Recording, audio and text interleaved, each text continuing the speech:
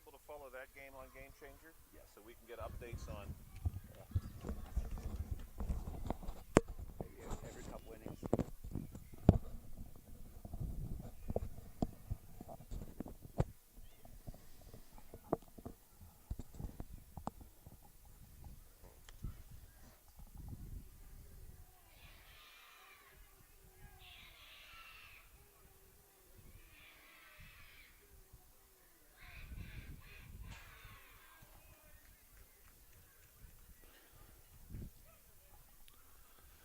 Good afternoon, ladies and gentlemen, and welcome to Fairchance, Pennsylvania for the Fairchance 8U Baseball Championship Tournament. Joshua Scully and Bill Dice here with you, broadcasting tonight's first game scheduled for a 5 p.m. start between Fayette Fury and Smithfield. Fayette Fury will be treated as the home team. You can see them coming out into the infield and outfield now tonight. The Fayette Fury dressed in navy and gray with red trim. Smithfield, who will be treated as the guest and will enjoy the first at-bats this afternoon, dressed in navy and white with some Americana trim. The South Union Township Supervisors presents the South Union Township Sports Network today from Fairchance. This network is a cooperative venture with Township Supervisors Bob Schiffbauer, Rick Vernon, and Jason Scott, along with Armstrong and Breezeline Cable and our friends at CUTV, including Gary Smith. Again, Joshua Scully and Bill Dice here with you tonight, live from Fairchance. Overcast skies right now, but we're hopeful those skies are going to break up for us. We do have a relatively nice breeze coming in from right field, and in that direction is the other game that's happening tonight, that game between German Township and Hopwood. 73 degrees your temperature. And Bill, you were here yesterday for the first day of this tournament, and you shared with me very, very even matchups across the board. Yeah, Josh, it should be a very competitive day, evening, whatever you want to call it. Both of these teams went 1-1 in pool play, as well as Hark and Hark and Morgantown also went 1-1. So I mean, you had 4 teams go 1-1. One team, Fairchance, the host team, go 2-0, and German Township went 0-1 as we get our first out tonight. Nash Mianko, number 17 for Smithfield, popping out there to the Fayette Fury pitcher. Now we'll see Eli Alexander. He'll be followed by Wyatt Hartley for Smithfield. This one's going to be fouled back over top of the catcher off the links behind home plate. Of course, for coach pitch, you do have a coach on your team doing the pitching when you come to the plate. 3 strikes or 5 pitches at this level. Players can take 1 base on an overthrow. Your offensive output is capped at 5 runs per frame until that final inning. This one is swung at and missed. Yeah, Josh, we got a nice-looking crowd here down both foul lines. Yeah, very good turnout tonight, and for the other field as well. Hopwood and German Township happening just to our left as Bill and I stand here beyond the center field fence. Good crowd here on hand. Of course, we've got 2 teams in this tournament with a bye. Your host, Fairchance, has the bye on this side of the bracket, so they'll take on the winner of this game here on field 1 as the wind picks up just a bit. Blowing out. Your other bye. Yeah, blowing out right now. That's what you like to see, certainly. And we're going to have a strikeout here. Eli Alexander down on strikes. That'll bring Wyatt Hartley to the plate. Wyatt wears number 10 for Smithfield. And I'm going to correct that. It looks like they're going to bring Eli Alexander back out to get one more pitch. Apparently, Bill, maybe a foul tip there. Okay. I got to fix my score hub in. So Eli not a strikeout victim. Pitch on the way. This one's going to be straightened out. Hit deep part of the infield and caught. What a catch. Wow. Charging in number 30, Connor Trusky. Avoids a collision with a teammate. He nearly caught the better piece of number 21, Max Mosier, and managed to snag that one for out number 2. Well, I'll have to go back and look at that one, Josh. That was a nice play. That was a very nice play. And now we will see Wyatt Hartley with 2 down and nobody on. First one to Wyatt down low. Of course, the opposing team does have a player in the pitching circle. Here's another play by Connor, throws on, and a 6-3 put out. Yeah, 1-2-3 inning there for the Fury. And if you're the Fayette Fury, that's how you like to do it. They'll lead off with Lincoln Livingston, Asher Moreland, and Graham Moreland to get started here, bottom one. So a great start for the Fayette Fury. Of course, plenty of baseball here to play for Smithfield as well. Smithfield did have some success yesterday, so certainly you cannot count them out of this contest. If you're watching this game on BreezeLine or Armstrong Cable, we'd like to let you know that South Union Township Sports Network games and programs are now available live online. It's easy to find. Just log on to youtube.com and search South Union Television to find the archived broadcasts, or follow the South Union Township Sports Network on Facebook for live games. That is facebook.com/South Union TV.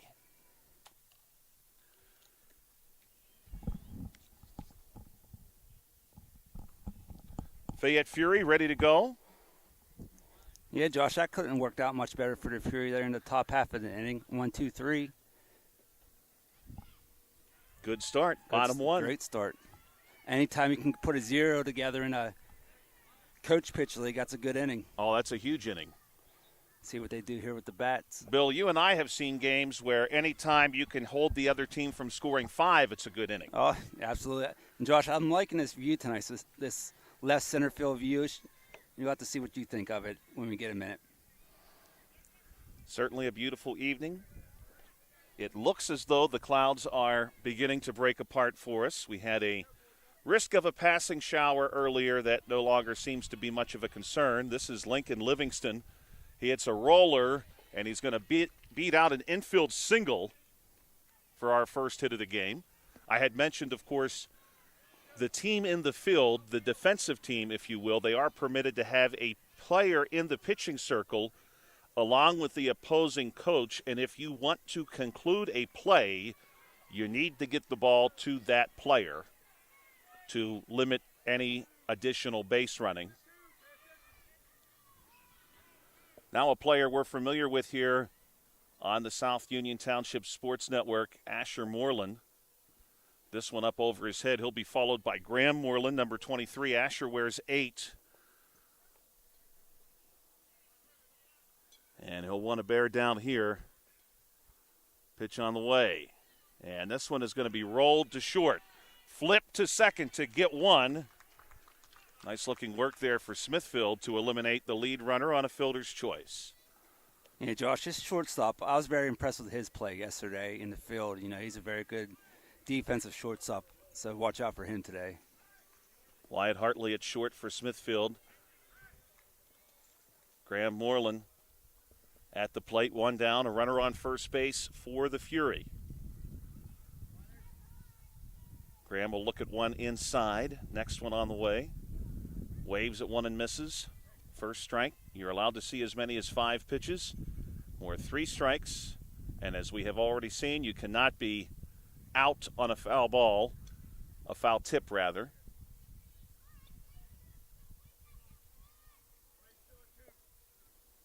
Graham Moreland to be followed by Connor Trusky. This one is going to be popped up out of play, and a great catch down the first baseline. Please keep your eyes on the action at all times. Foul balls hit into the stands could be dangerous. Yeah, no texting behind the plate. That is prime territory for a foul ball. Wow, somebody just hit a home run in the German Township game over there. This one skips through the infield, and it's going to be cut off here in the outfield by Wyatt Cottrell in center. And Fayette Fury will end up with runners on first and second base as Graham Moreland picks up a single.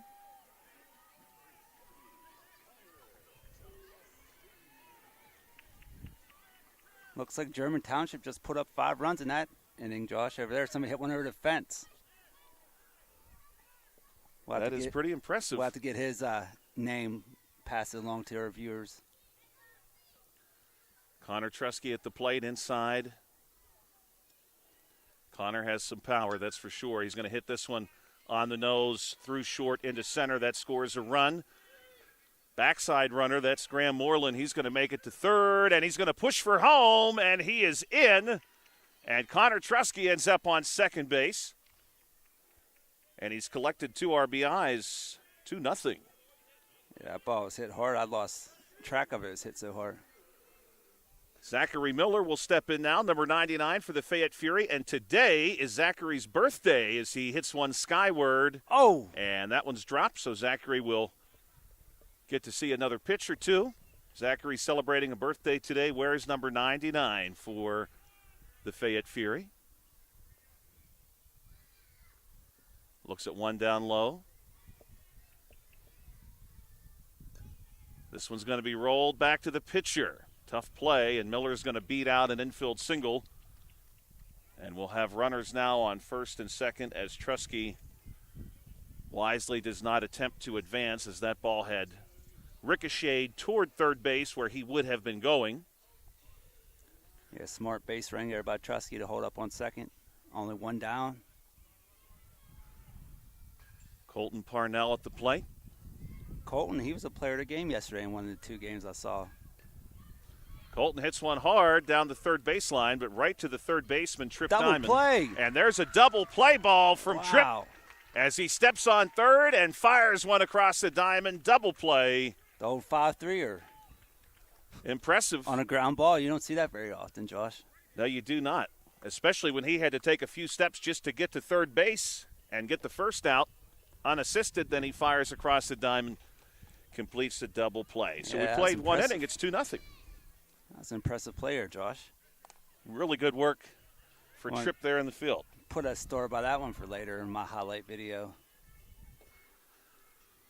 Bill and I, of course, very happy to be here tonight. We want to thank a few of the sponsors who have made these broadcasts possible. First up, Crown, Chrysler, Dodge, Jeep, Ram, the Sons of the American Legion, Masontown Fish and Game Club, Preferred Primary Care Physicians, and H2O Pool Services. Thank you for letting us be with you here tonight.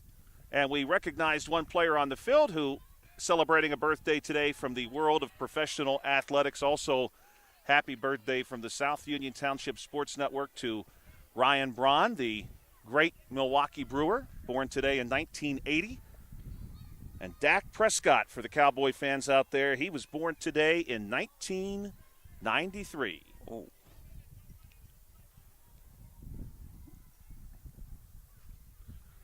Second inning, and we should be seeing Grayson Graham. And Grayson's in the batter's box. Bruce Angel, Wyatt Cottrell to follow. 2-0 your score. We play 6 innings. This is the top of that second frame. Play goes to Trusky. He flips over and makes that look easy. 6-3 on the putout. Trusky's had a couple of nice plays here so far in the field.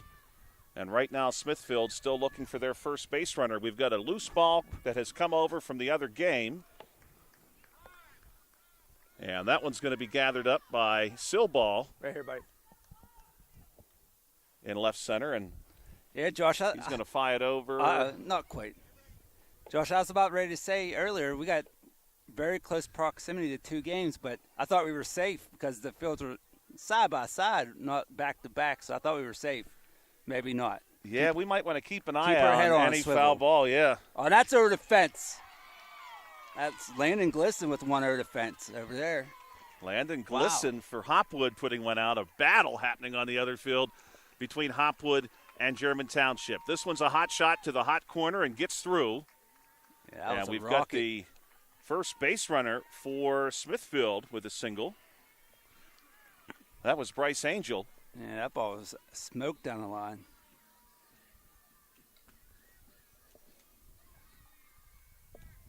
Stepping in now, Wyatt Cottrell. Wyatt working the outfield for Smithfield tonight. He's going to bounce one to Trusky. Trusky has this one skip away, and everybody is going to be safe.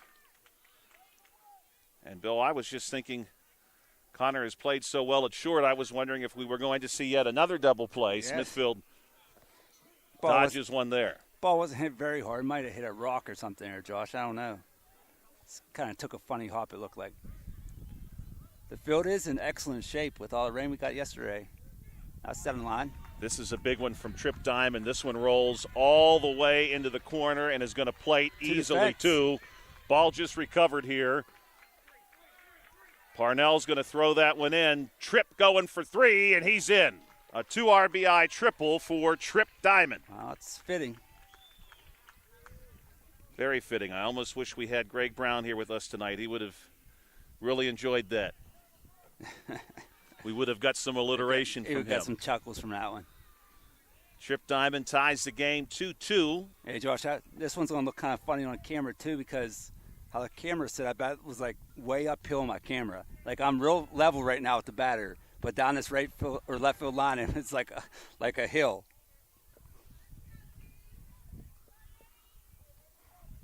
One of the umpires working on second base for us, and that appears to be in place.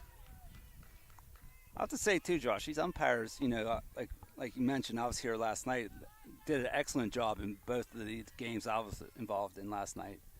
So excellent job by them. Can't do it without him. Braxton Weil at the plate. Just one down. Runner in scoring position for Smithfield.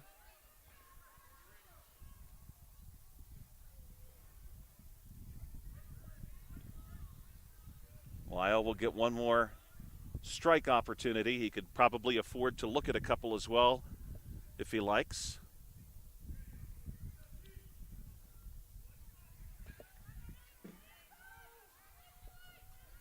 Next one on the way to Braxton. He's going to wave at one and miss, and that's going to be out number 2. Still a runner in scoring position for Smithfield. Maybe we won't say duck on the pond, we'll say a goose in the stream, because we've had quite a few geese. 46 geese, Bill. I counted 46 geese. Oh, there's a gaggle of them back here. Landon Early, number 15, with a chance to put Smithfield in front for the first time this evening. He's going to golf one, and this one's going to land and get down in shallow center, and that will score Diamond. RBI single for Landon Early, and it's 3-2.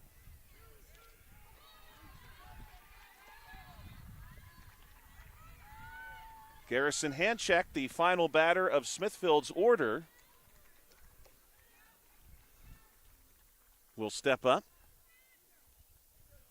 Smithfield with an out to work with here, and they lead the game 3-2. They've put up 3 runs in this frame. Here's one rolled to first. And this one is not in time. Very close play. Bang-bang type of situation, but Handcheck beats that one out. Runners on first and second now for Smithfield. Yeah, a little slow roll there, Josh. I thought that one could be trouble off the bat, and it ended up being.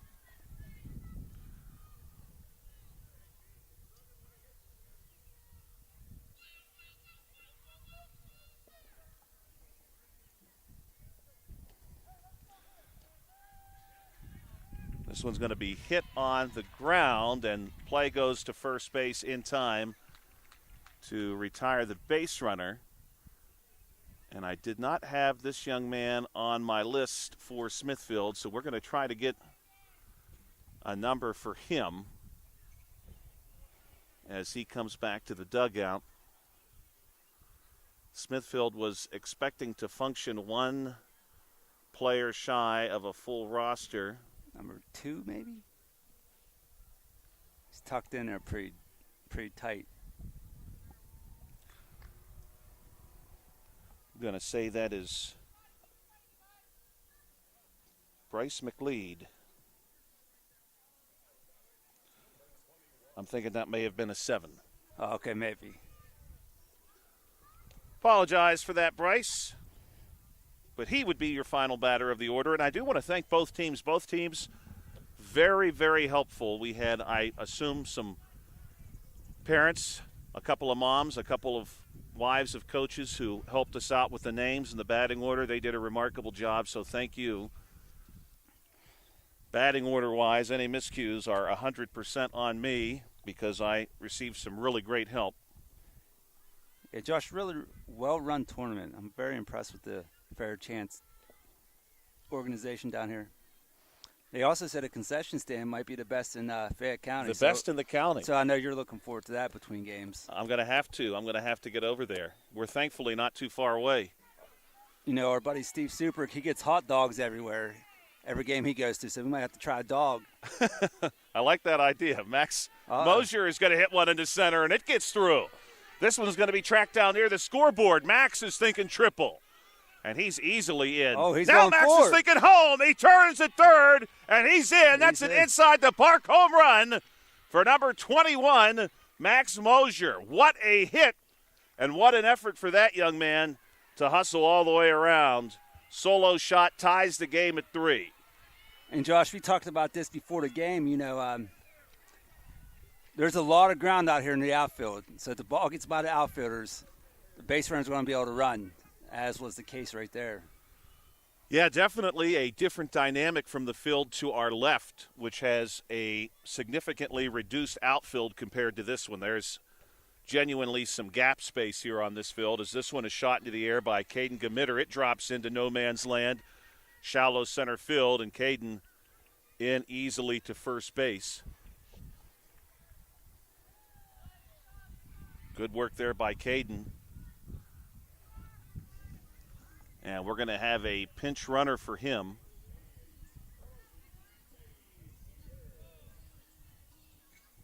I think that is Colton Parnell who's going to come in and run. And Brody Basinger, number 28, is going to come to the plate. Which, Josh, that would make sense because I believe he made the last out. If we go back to last inning, right? Yes, he did. So that would be correct.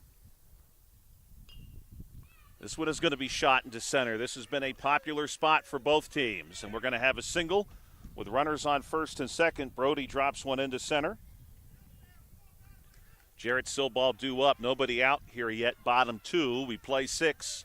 Jarrett Silbaugh, Wyatt Silbaugh, Carter Collins due up.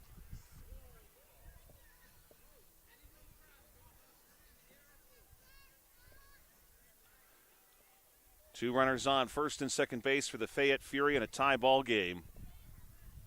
Jarrett Silbaugh with his first at bat tonight. Pitch on the way. Silbaugh is going to bounce one towards short. It rolls through, and now they're going to send Parnell. Parnell turns third, and wisely perhaps Smithfield does not go after him. Unfortunately, their throw gets away. That's going to allow the backside runner to get to third. Now another overthrow. They're going to try to get the ball finally back to the pitcher, but as that played out, a run scored.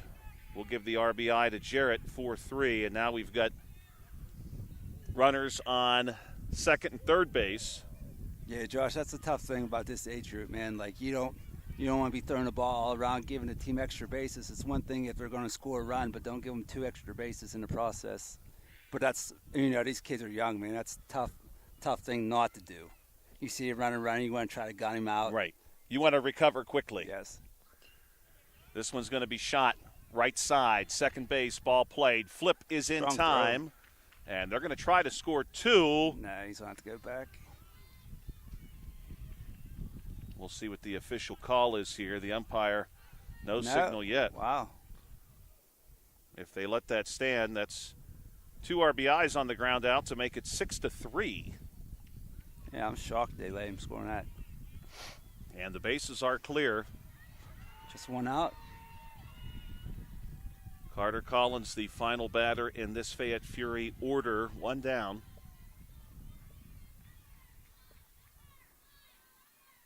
Pitch on the way to Collins. He's down to his final strike. German Township at the plate. In the game next to us, they've got a runner in scoring position.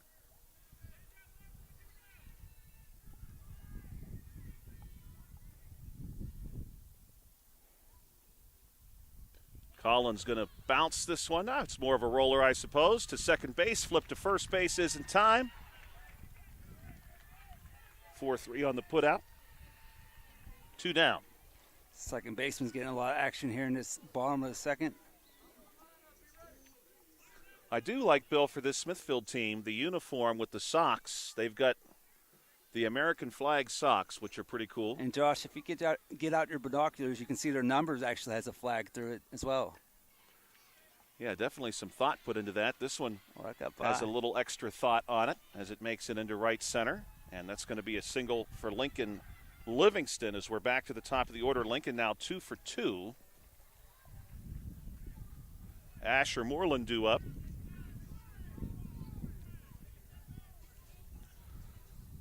Two down. Lincoln on first base. Asher last time through hit into a fielder's choice. This time he's going to crush one, but foul. Nearly was a souvenir.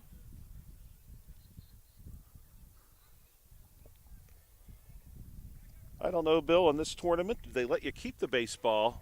I assume you probably throw it back. Right. Oh. And the batter's going to be hit. Took one to the head from his own coach. That might be his own father. Can't quite tell from here. Good thing it's coach pitch.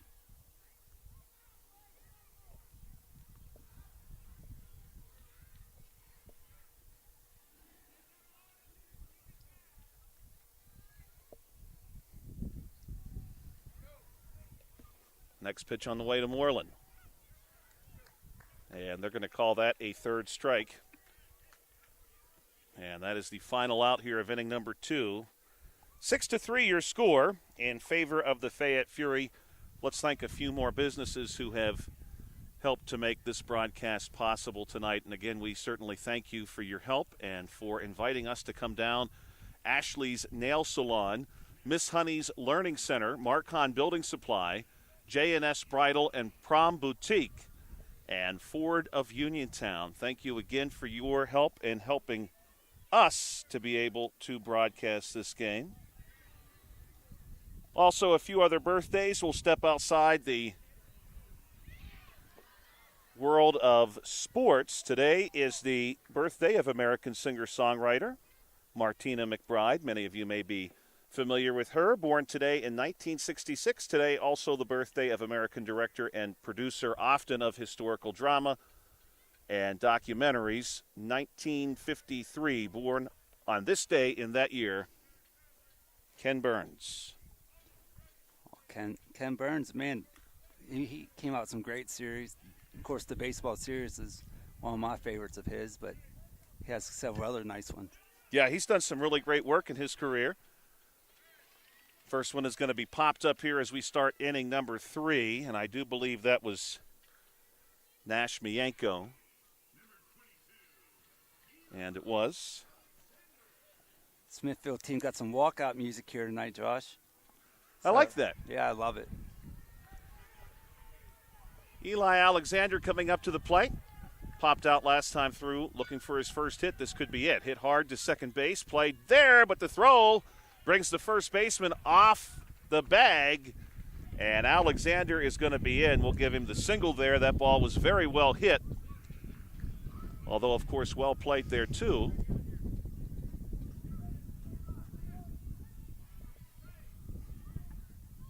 Wyatt Hartley, who's done really good work at short, crushes one, and this one is foul.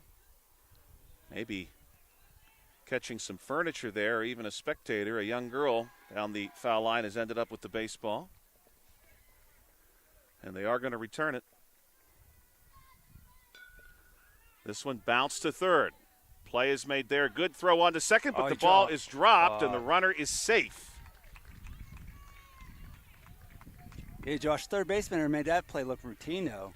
That's a hard throw to make from third base spot to second base. Made it look routine, just couldn't hold on to that second base. And I think that is Zachary Miller at third. Yes, 99. Yes, sir. Celebrating a birthday. Nice play there. This one shot into center field. Could be trouble, and it gets through, and it rolls all the way to the fence. And this is Grayson Graham, and into third base is Grayson. And now he's going to try for home, and Graham on the move. He is in with a 3-run shot. Wow, nice base running. Nice base running. Ties the game with one swing of the bat. Outfielder here slipped on some wet grass. And it is definitely a bit, in some spots here, a bit slick, as Bill pointed out. Some rain yesterday and maybe even a passing shower earlier today. Sky is indeed breaking up for us, at least for right now. It feels pretty good out here, Josh. It does. Nice breeze. Bryce Angel lifts one into left, and this one's going to roll all the way through to the fence. And Angel's on second base. He's moving for third. And Angel's going to get the green light, and he's going to push for home. Here's the throw. It's off the mark, and Angel's in with a home run. Smithfield leads it 7-6. Back-to-back inside of Parker's there, Josh. Incredible.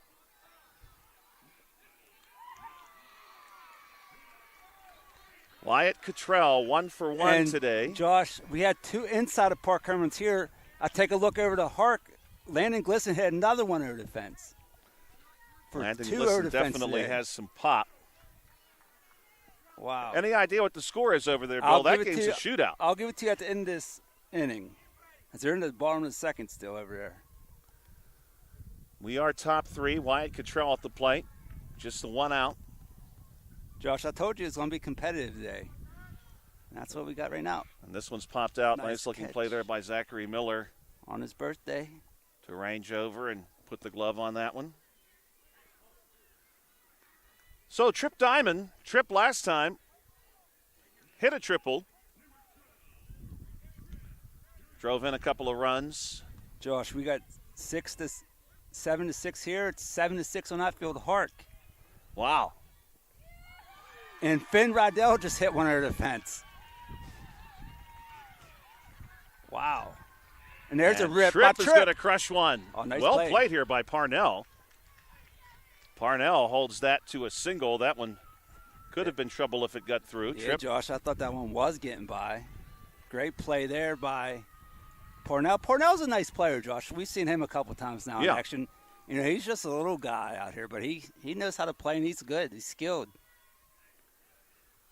Braxton Weil at the plate. Winner of this game will move on to take on Fairchance, your tournament host. That game scheduled for a 6:30 p.m. start. We'll have that for you here. 6:30, Josh. Yeah, 6:30. Yes, okay. Then, of course, this one swung at and missed. Of course, we'll have the championship game at 8 o'clock on the same field. On this field, yeah. So if one of these teams has the hot hand, Bill, we could see them the whole way through. Yeah, they get a lot of action, a lot of coverage. This one flipped on to first. That's 3 outs. Ground out by Braxton Weil to complete the top half of the 3rd inning. Smithfield back in front 7-6. And Josh, I'm gonna go out on a limb here, Josh. We're gonna have a couple walk-off wins tonight. I would not be surprised the way this game has gone. It's got that recipe. Wins because that game over there is super tight. This one's obviously a one-run game right now, and it just has that feel that whoever bats last is going to win it. We'd like to thank the following sponsors: AR Roofing and Remodeling, who I believe is actually about to put a roof on my sister's home, if I heard her correctly. Delaney Tree Services, Somerset Trust Company, Jeff Dennis, Remax Select Realty, Laurel Games, Skill Games. Thank you to all of those. Also, thank you to the Landsey Academy of Dance and Masontown Trophy and Embroidering, all working together to get us out here this evening. The old MTE. MTE, bottom 3. Graham Moreland should be due up. And he is at the plate, number 23. Yeah, we've heard great things about the concession stand here, so that's definitely something I would like to check out. And Josh, I don't know if you saw this when you were over there earlier. They actually have a TV as their menu. Really? Yeah, it's on a mount and everything. Pops out the window. Pretty impressive. That is pretty impressive. I like that. Then they got the order on one side, pickup on the other.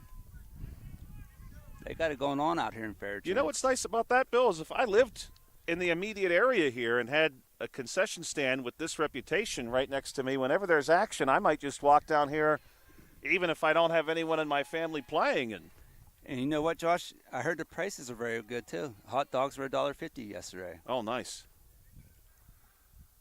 So you can't beat a $1.50 dog nowadays. No, you cannot. Can't get PNC Park has a hard time beating that. You can't get many things for $1.50 nowadays. Even the Dollar Tree. The $1.25 store. The $1.25 tree. Pitch on the way here to Graham Moreland. This one down low. Graham to be followed by Connor Trusky and Zachary Miller, all three of whom reached last time, but this time Graham down on strikes. Might want to get a relief pitcher in there, Josh. The pitcher's getting a little fatigued, it looks like. Connor Trusky, last time through, drove in a couple of runs. Trusky definitely has some pop, Josh, so keep an eye. I brought my glove. Where is it? Hit one here. Yeah, I would not be surprised. We've This certainly seen some of these players make good contact in the past. field's a little bit bigger, so it might save us. This one's shot well, hit into right field. Trusky easily to first. We'll stop there. I forgot to put that out on. He's 2 for 2 tonight. And Josh, you were asking about the Hark and German Township score. It is 8-6 Hark, top of 3. Definitely a couple of good games to get the evening started. Winner of that one plays Morgantown. Here's one shot. Absolutely crushed. And that is That's a fair. Wow. ball smashed by Zachary Miller on his birthday. Miller on the move. He is now the third, and they're going to wave him home. And Zachary Miller, here's the throw, and he beats it. He is in safe. Wow. Play at the plate. That was exciting. And a 2-run home run to put the Fayette Fury ahead 8-7 by Zachary Miller. Bill, if you got close enough to that one, you could hear the fuse because it was a bomb crushed by Zachary Miller on his birthday to make this an 8-7 ball game. Yeah, that's an absolute shot down the line, Josh. I thought it was foul, but obviously we don't have a very good view from here on the line. This one rolled to third. Throw is going to pull the first baseman off the base. And so an infield single for Colton Parnell. What's that loud noise we just heard there, Josh? I was wondering if someone had shot off a cannon in response to the home run. Cannonball coming. It did sort of have that sound to it. I don't know what that was. Maybe we should bring Carl out here. He can get some sound effects for us. Right? I would say so. That'd be groundbreaking. This one is shot into the sky and foul. Off the bat of Max Mosier. Max hit a home run last time through.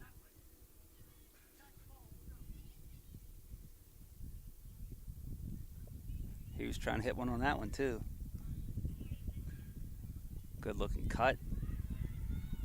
Tied the game last time he was at the plate with a solo shot.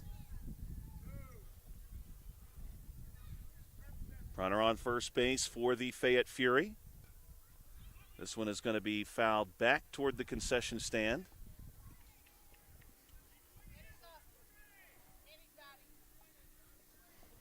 We've got the one and only Manny Dice at the plate in the other ball game.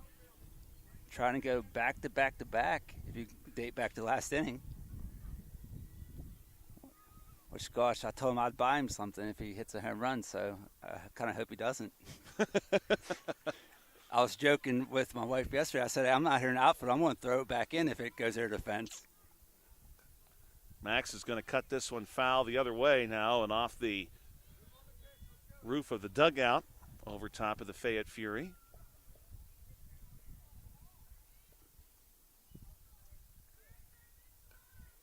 This one popped back over top of the concession stand this time. Yeah, it did. A moving target. Vehicle moving down playground alley behind the field, nearly struck by that one.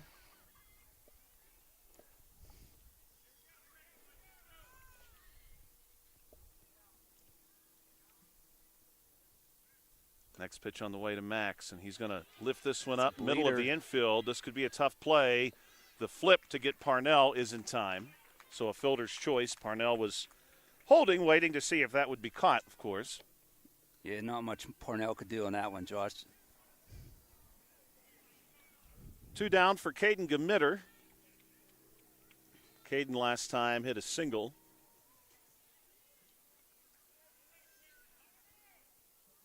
One for one tonight. Pitch on the way. This one down low.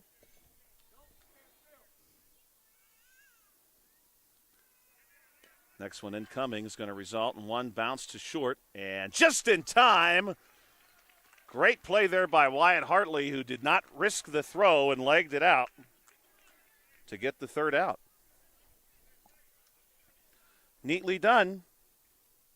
In a very tight game, we've played 3 complete. Your score, 8-7 in favor of the Fayette Fury. Let's turn the clock back now to some famous events from the world of baseball on this date. On this day in 1921, as part of Cleveland's 125th anniversary celebration, Cy Young, at 54 years old, made a 2-inning appearance on the mound for what was called Old Timers Day. Chief Zimmer, at 60, was his catcher. Cy Young, what a career he had. Yes, he did.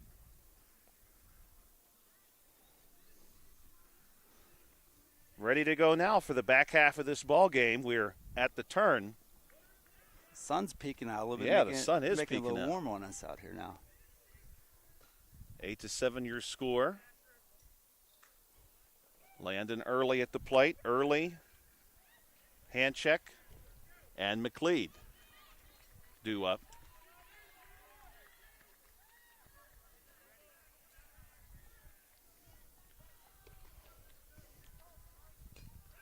Here's one, bounced through the pitching circle. That one had seeing eyes, found its way all the way into center field. And so Landon, who delivered a single, drove in a run last time through, he's good for a single here in the fourth.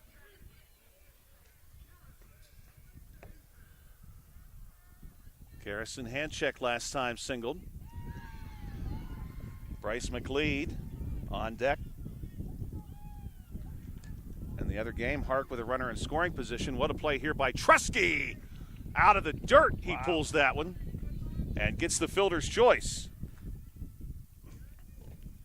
Talk about a web gem.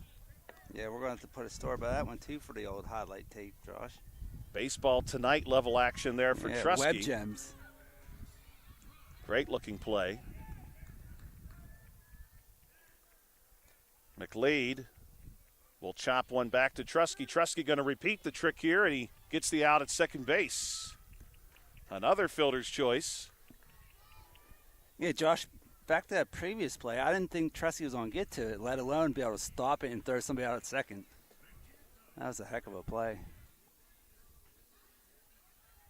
Nash Mianko looking for his first hit. This one is shot down the first baseline, blocked by Graham Moreland, who then recovers, scoops it, and gets the out. Yeah, great stop there by Graham. Keep that ball from going through and was able to get the out. Really using the body to block that one. Let's take a look now at some other events in the world of baseball on this date. Back in the year 2000, Eddie Taubensee, the catcher for the Cincinnati Reds, hit a game-tying home run with 2 outs in the 9th inning against the Montreal Expos to tie the game, and then he would finish the Expos off with a solo shot in the 11th to put the Reds over Montreal 4-3. Eddie had a good career for the Reds predominantly. You may remember his name from the 1990s. Also today in 1928, the Cleveland Indians scored 8 runs in the first inning and 9 more in the second to beat the New York Yankees 24-6. Nothing like starting the game off with 17 runs in the first 2 innings. Yeah, that's a good start.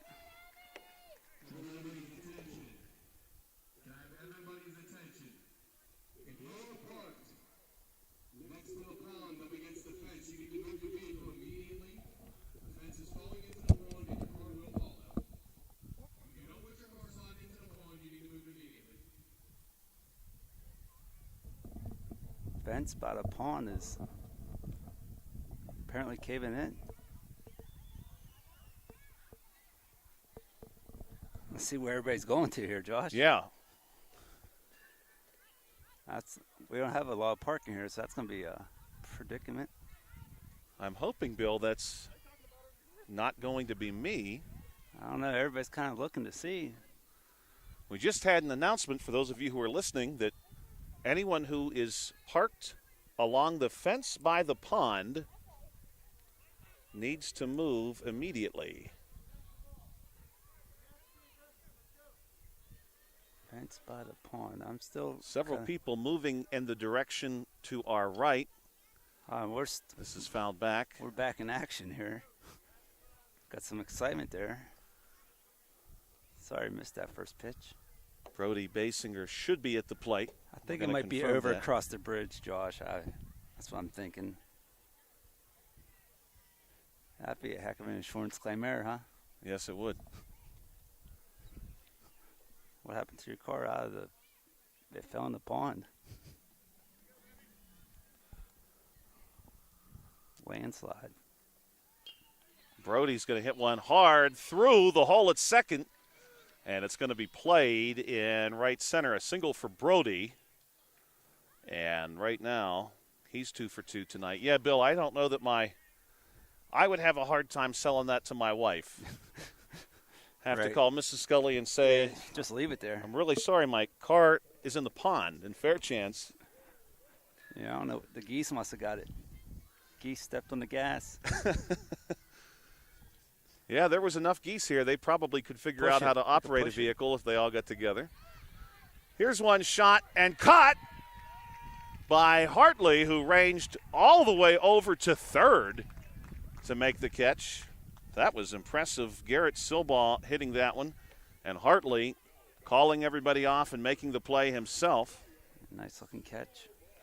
Wyatt Silbaugh has the distinction of being 0 for 1 with 2 RBIs in this game. If I had time, I would research how many times in Major League Baseball somebody was able to finish, well, let alone have that stat line at their second at bat. This one going to be hit to second and played there for a fielder's choice. 2 down for Carter Collins. Collins grounded out last time 4-3. Carter Collins got a little Stone Cold Steve Austin theme music.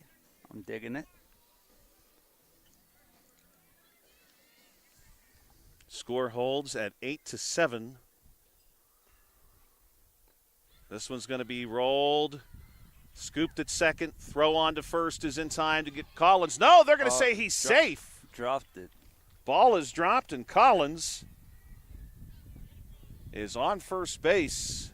Good hustle by him to get down the line and be in position to capitalize on the miscue.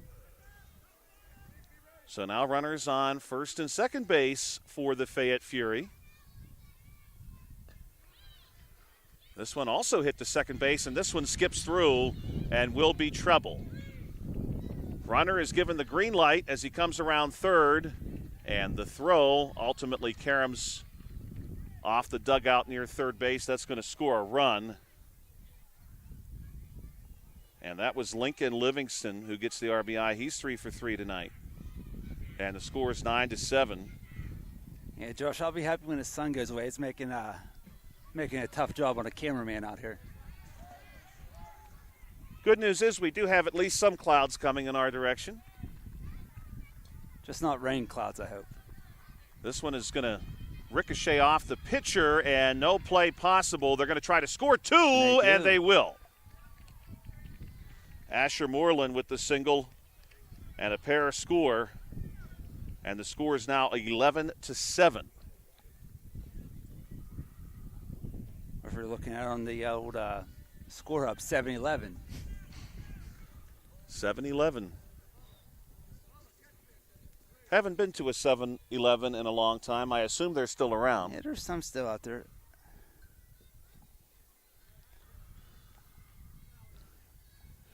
Graham Moreland at the plate. This one goes right back to the Smithfield pitcher, who throws onto first base and is able to produce the out there. 1-3 on the putout. But the Fayette Fury strike for a couple here. Score now 11-7. 3 runs in that inning.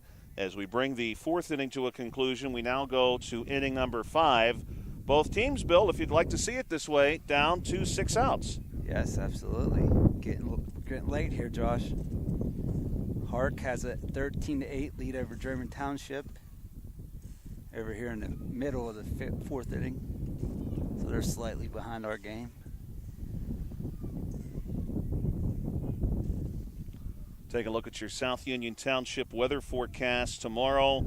a mix of clouds and sun. Should be a dry day, high of 82. Friday, maybe more on the cloudy side, a high of 84. Saturday, a possible rain shower on an otherwise sunny day, and 82. Rain on Sunday, unfortunately, high of 77.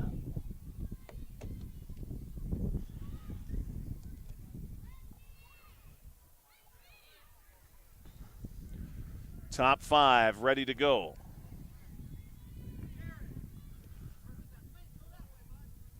Smithfield looking to do some damage.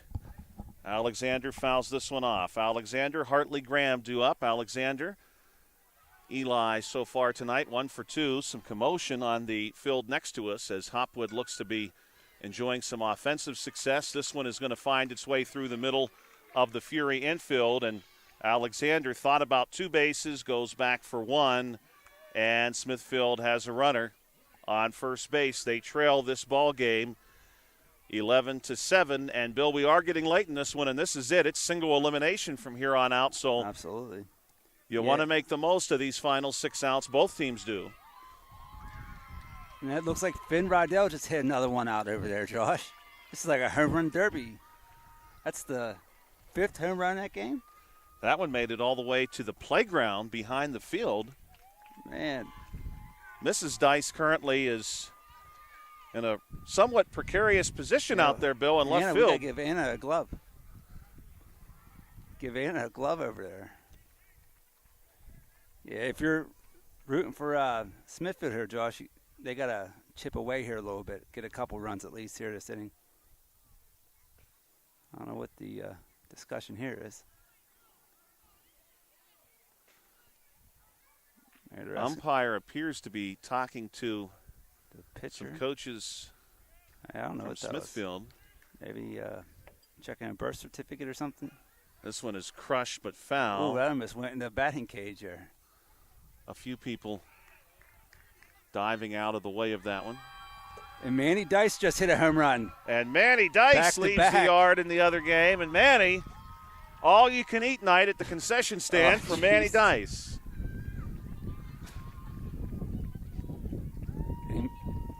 He initially missed third base too. Manny hoping his parents brought along their checkbook tonight.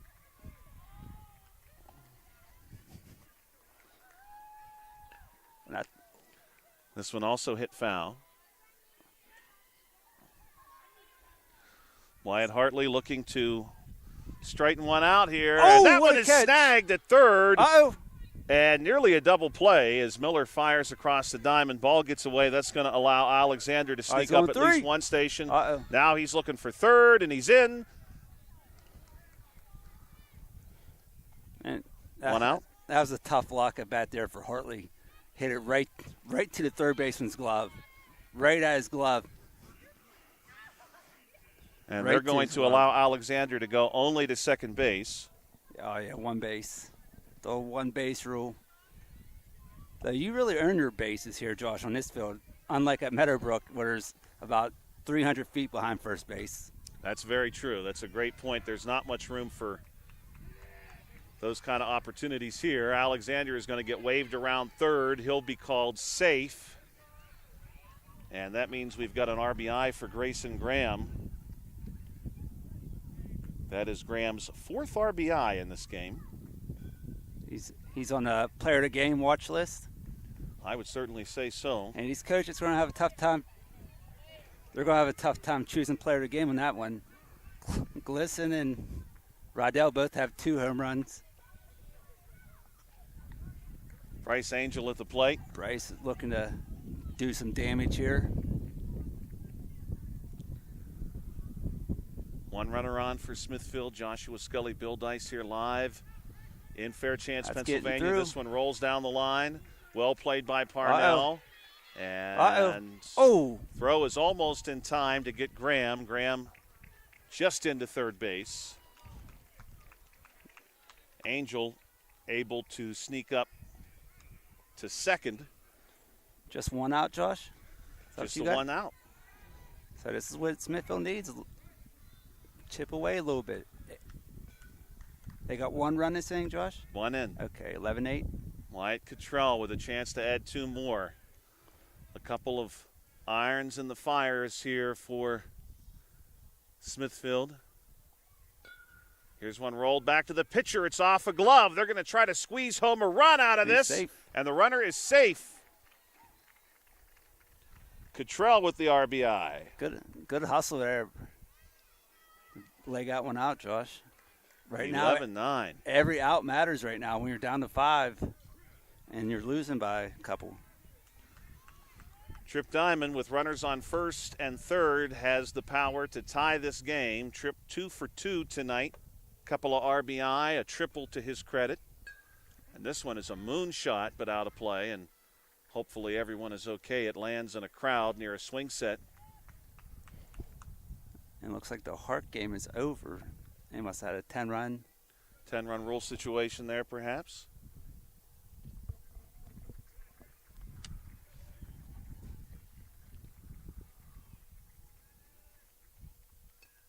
This one hit foul, and bare hand catch by the concession stand. Josh, we see a man who's waiting for his nachos. Yeah. Well, he didn't want it to go into his nachos. Josh, you've seen those blooper reels where they yes. lose their beers and drinks and uh-oh. Could be 2. The flip to first. Safe. Not in time. They scored 1 on the A run play. does score on the backside of the play. 2 down. 11-10 with now a runner on first base for Smithfield. And, Bill, if you're Smithfield, you really want to get this game tied and then really bear down, try to go into that final inning with a tie ball game. Yeah, absolutely. You know, you go to the 6th inning tied up, it's like the 0-0 game, just like starting over almost. Weil looking for his first hit tonight. Runner on first base for Smithfield. 2 strikes on the books. Batting cage going here. I believe that's Fairchance in the batting cage. This one hit on the ground to third. Throw to second base is in time. And that's going to do it for the top of the 5th. 11-10. Fayette Fury will come to the plate. They lead by 1. It's going to be a fun 6th inning, Josh. Let's roll back the clock on this date to 2015. Pittsburgh Pirates history on this date. The Pirates, behind the strength of Francisco Liriano, defeat the Minnesota Twins 10-4. Liriano beating his former team. With that win, the Pirates were 59-41 on the season. Of course, that was a great season for the Buccos that ended with some real difficulty in a wild card situation. Hitting home runs in that game for the Pirates, Andrew McCutcheon. He hit his 14th on this date in 2015. Young Ho Gang hits his 7th. Manny Dice here to see us after hitting a home run. And Manny, it sounded to me that Hopwood managed to win that game against Sherman Township. 18-6, the final score. Now Hopwood, Manny Dice, of course, plays for Hopwood. They will take on Morgantown. That game's scheduled for a 6:30 p.m. start. 24 runs total in that game between Hopwood and Sherman Township. And, you know, of course, if you're a Fury fan here, Josh, that's tough to say, Fury fan. They hope to tack on a couple more. Oh, absolutely. But like I predicted, though, we're going to see a walk-off victory somewhere. We're in bottom 6, huh? I have bottom 5. Bottom five, my bad. All right, we have 6. Connor Trusky, Zachary Miller, Colton Parnell due up. Trusky tonight, 2 of 2, a couple of RBIs. Miller also 2 for 2 with a 2-run shot to his credit. Parnell 1 for 2. But that's exactly right, Bill. If you're the Fayette Fury here, Add some insurance. you're allowed to score up to 5. You want all 5 of them. Yeah, that'd be big. That puts a lot of pressure on the Smithfield team. Here we go, bottom 5. Fairchance Baseball 8U Championship Tournament. Oh, and that's a shot. This one is shot skyward, and it gets a good bounce Rolls nearly all the way to the fence, and Trusky's going to have at least 2. Now he's thinking 3, and I think he's going to have that easily. Long throw over to third base. Now Trusky gets the wave to go home, and he is in with a home run. Inside the park for Trusky. And just like that, some of that lead recaptured by this Fayette Fury team. 12-10 your score. Trusky gave that one a ride into left center. Miller pops this one up, out of play. The concession stand's getting a lot of action over it tonight. Yes, they are. Not just from customers. Miller straightens one out. He hits one on a line straight to me. This one cut off in left field.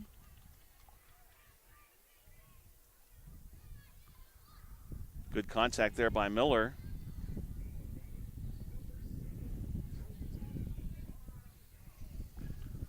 Runner on now for Fayette Fury.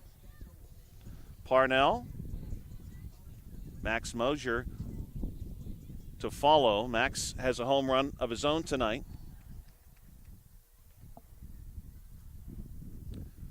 No outs yet here, bottom 5. Parnell hits this one foul. More players for Fairchance in the batting cage. They are also expecting a 6:30 p.m. start against the team that wins this contest. Parnell pops this one up, foul. Off the top of the dugout.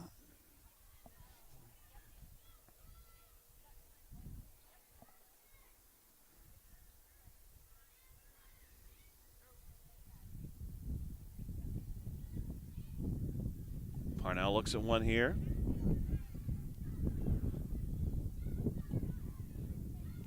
And now he's going to shoot one foul down the first baseline.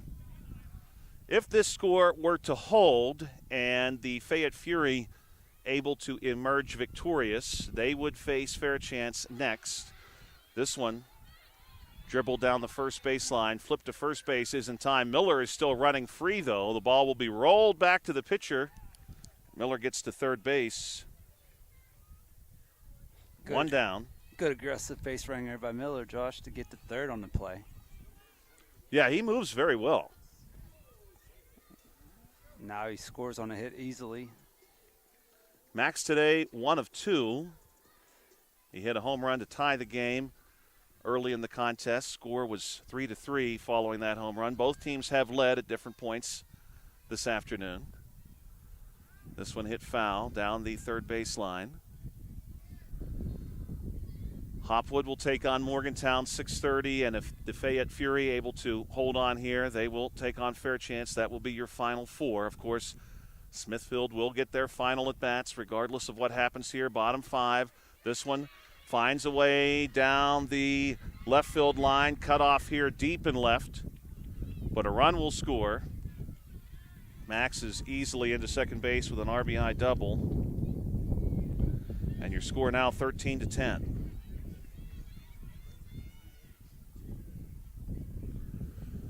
Committer 1 for 2 tonight, and we should expect, given that we don't have a force situation in the field, that we'll also see Brody Basinger, who's 2 for 2.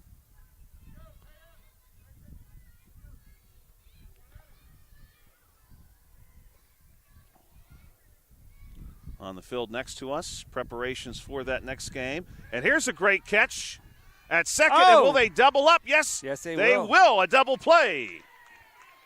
Wow, what a play there. And that is exactly what Smithfield needed.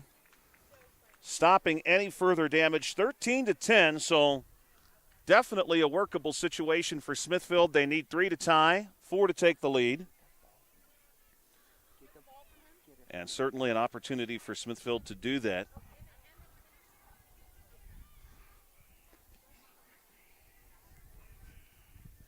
And we're going to start with Landon Early. We'll see Early, hand check, and Bryce McLeod.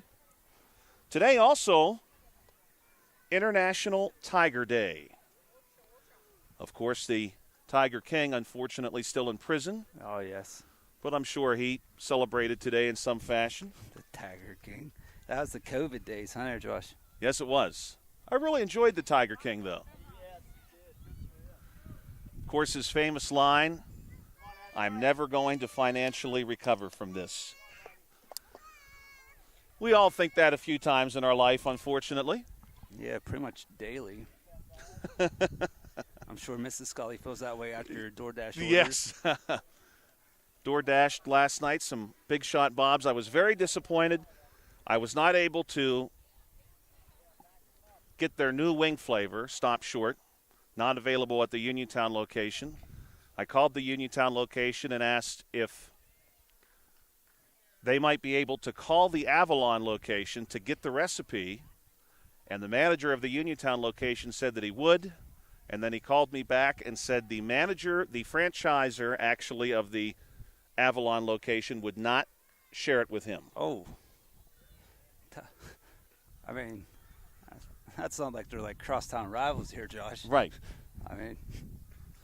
But I've heard really good things about the new flavor, and I'm hopeful it's available everywhere soon. This one golfed into the air and caught at first base, one down. Smithfield down to their final 2 outs. Garrison Handcheck, 1 for 2 tonight. Bryce McLeod, 0 for 2. Then you flip the lineup over. Most of the damage from this Smithfield lineup has come between the 4 and 7 spots in the order, which perhaps is not too terribly surprising, but you'd like to see them give themselves a chance and work their way through. To do that, we need to get some runners on base for Smithfield.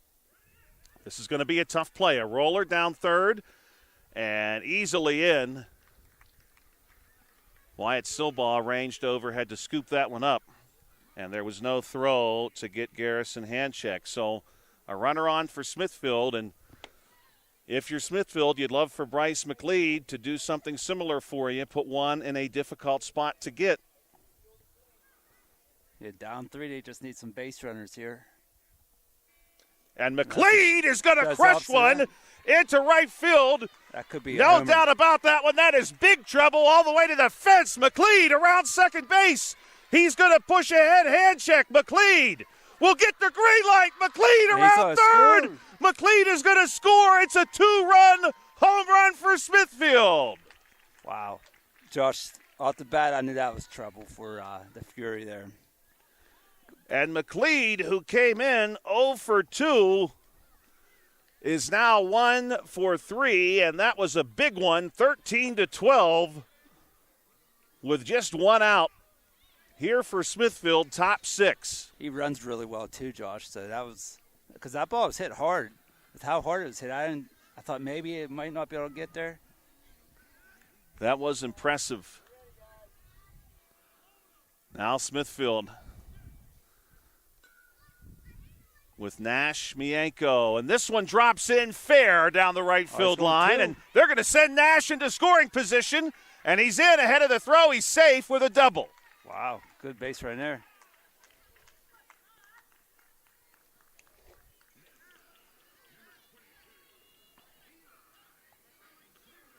Eli Alexander tonight is 2 for 3. Nash Mienko is the game-tying run. Eli Alexander puts you ahead 1. Just the 1 out. Pitch on the way. Alexander, he's going to roll 1 to first. Ball will actually be played at second. Flip over is in time. Good work there by Max Mosier. And the throw at home is not in time. We've got a tie ball game. Wow. And so they're able to squeeze Nash home to tie this one at 13. 4-3 on the putout officially on Alexander, but the game is tied. Wyatt Hartley.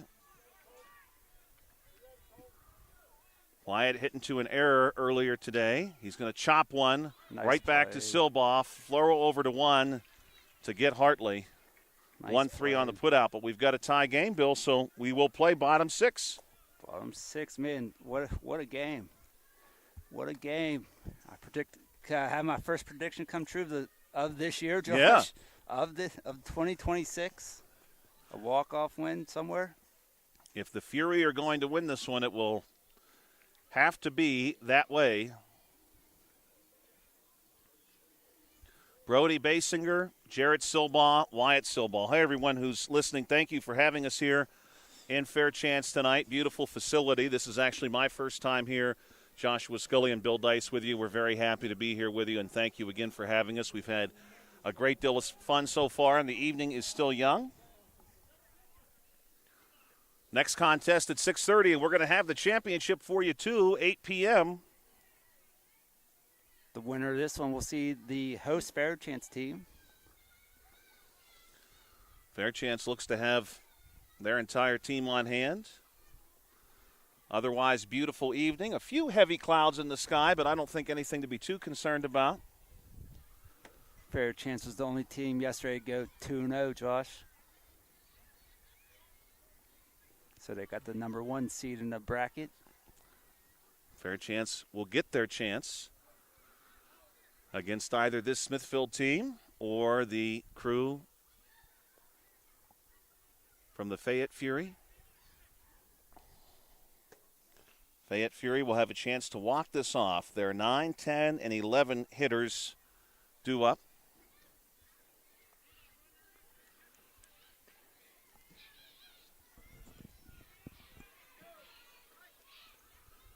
Here we go, bottom 6. Basinger is 2 for 2 tonight. Looking to go 3 for 3, and he'll have it. This one right through the hole. McLeod will cut it off here in left center. Yeah, Josh, that was a perfectly placed hit.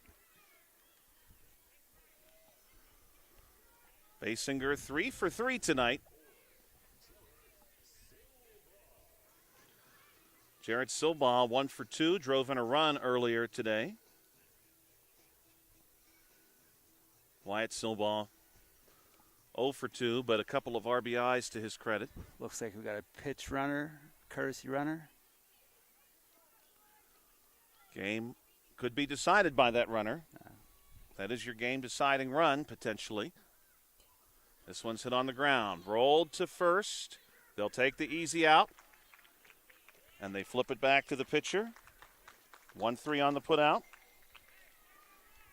Your runner, by the way, is number 21, Max Mosier. Wyatt Silbaugh. Carter Collins. 1 down. Runner on second base is the game-winning run. Winning team will go on to take on Fairchance. Thank you, as always, for checking us out on the South Union Township Sports Network. Thank you for having us. We will take a short break between games, potentially a very short break. Here's one, and that's a fair ball, and that may walk it off, Bill. The winning run around third, and he is in, and that is going to do it. Max scores the winning run. Your final score is going to be 14-13. Yeah, what a game. Wyatt Silbaugh delivers the game-winning hit.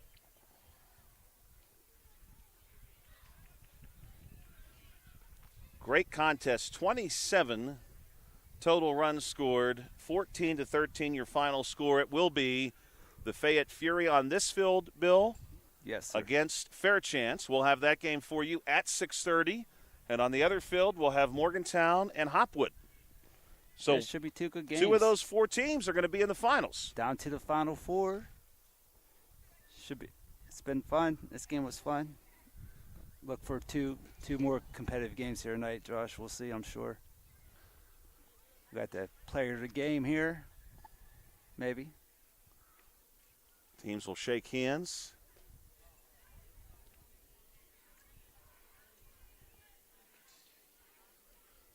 I kind of like his player of the game thing, Josh. This was never a thing when I was a kid. No, I like it too. In fact, they're going to do that right now. They're getting everyone. I just heard a coach. See if I can zoom in a little bit. Have everyone line up.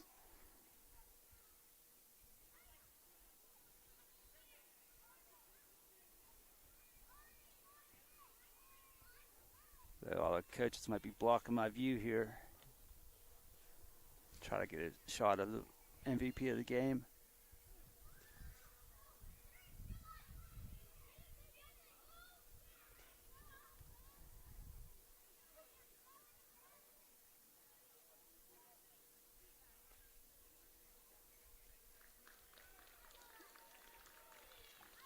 I can't see anything. Going to see if I can get a number here for you, Bill.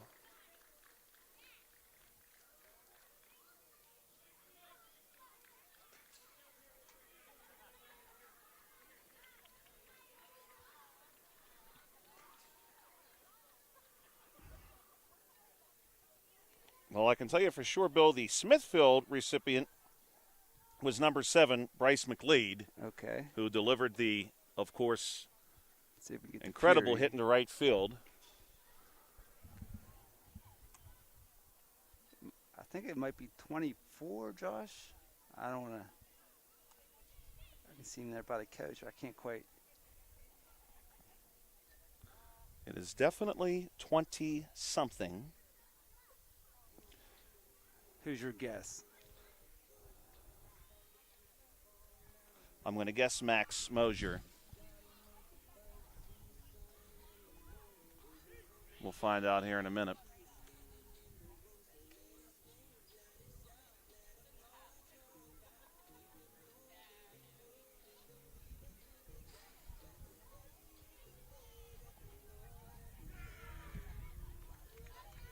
It is Max Mosier. All right. Congratulations Number to both 21. those players. Player of the game. Yeah, both teams picking a player who came up big at the end to receive that award.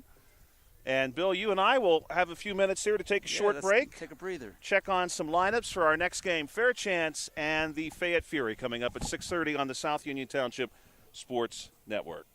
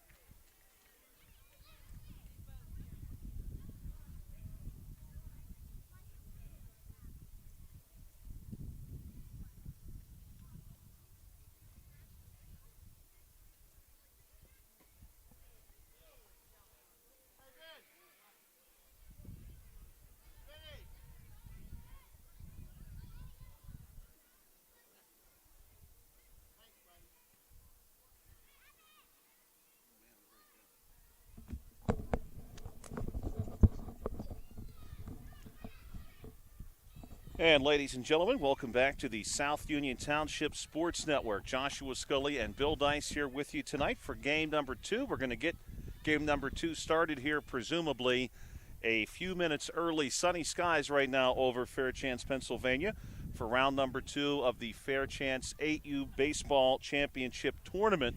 And Fairchance, the hosting team, is playing in this contest against the Fayette Fury, who just knocked off Smithfield 14-13 in round number 1. Hopwood and Morgantown playing on the other field. The winner of these 2 games will face each other in the championship at 8 p.m. Again, Joshua Scully and Bill Dice here with you tonight. Fayette Fury in a navy uniform with gray pants, some white and red trim. For Fairchance, a bit more of an Americana-inspired uniform, white tops, blue pants, some stars and stripes on the socks. We're ready to go with your leadoff batter, Lincoln Livingston for Fayette Fury. First pitch on the way of this game, and this is going to be a strike. Each batter may see 5 pitches or 3 strikes. Lincoln 3 for 3 in the last game, is going to roll one foul, I believe will be the call. And it is. You can advance 1 base on an overthrow. You get the ball back to your pitcher to conclude any play and stop the opposing base runners. Of course, it is a coach for the batting team who is doing the pitching, but each team is permitted to have a player in the pitching circle defensively, and we will refer to that player as the pitcher. Next pitch on the way to Livingston. He's going to wave at this one, maybe get a piece. No, you know what, Josh? They called that last one a fair ball. Fair ball. Yes, so he got a single for Livingston. Wow, okay. Now this one is a no-doubter, crushed by Asher Moreland into left field. And Livingston's off to the races, so is Moreland for that matter. This could be some real trouble for Fairchance right out of the gate as they have trouble returning the baseball, and both runs are going to score. It's a 2-run home run to make this a 2-0 ball game off the bat of Asher Moreland, who gave that one a ride. Bill, that's probably on this other field, that's probably a home run ball. Yeah, it'd be close. Genuine over the fence. The other field, a bit less space in the outfield than this one.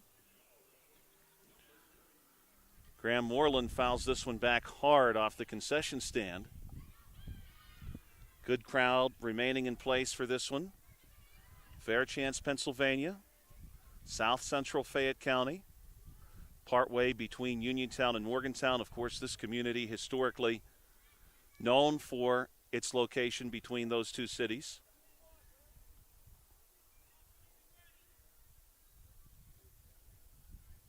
Graham Moreland at the plate. Nobody out here yet for the Fayette Fury. You can score up to 5 runs per inning until the final inning, and we play 6. Ball goes to second. Flip to first is not in time, and Moreland legs out an infield single.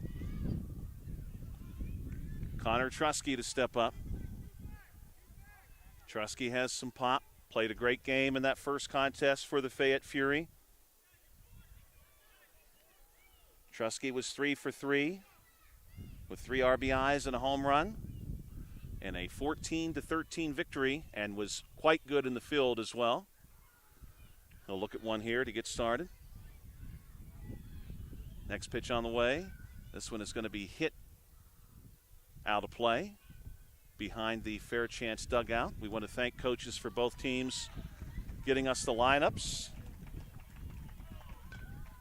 This one is going to be hit hard through the middle off a couple of Fairchance players and all the way into center field, deep center. That should allow the lead runner to score, and it will. Graham Moreland is in. The throw gets away to try to get Trusky, and they'll send Trusky home here, and we're going to credit him with a home run, a 2-run shot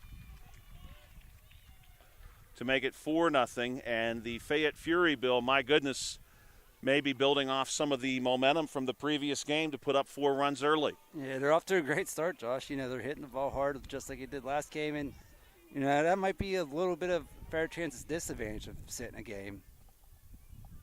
See how they come out the bat. Here's one shot back over second base. This one courtesy Zachary Miller. This one's going to roll all the way through to the fence at the base of the scoreboard. And now Miller around second. He'll easily be into third base ahead of the throw, and the ball's going to nearly get away from the third baseman. Now we've got a rundown situation. They need the tag, and they won't have it. And Miller is in. Underneath the tag. For the 5th run. And on his birthday, Zachary Miller delivering again. Miller hit a home run in the first game. He was 3 for 3 with a 2-run shot. 5-0 for this Fayette Fury team. What a start. You cannot do better than that. What a fury, Josh. Yes, a fury of runs scored, 5 total, and you can't do better than that in the first inning as per the rules. We want to thank some of our sponsors who have helped to make this evening's broadcast possible. We'll start with Crown, Chrysler, Dodge, Jeep, Ram, the Sons of the American Legion, Masontown Fish and Game Club, Preferred Primary Care Physicians, H2O Pool Services, Ashley's Nail Salon, Miss Honey's Learning Center, Marcon Building Supply, J&S Bridal and Prom Boutique, Fort of Uniontown, and the Landsey Academy of Dance, among others. Thank you for your support. Fairchance now will have an opportunity to come to the plate and put themselves on the board. Fairchance, the only team in this tournament to win both games in pool play. Yes, if I remember correctly, they beat this Fury team yesterday, and they beat German Township yesterday.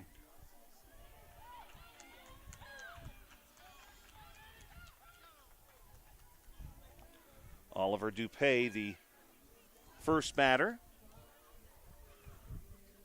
for this Fairchance team. He wears number 19, does Oliver.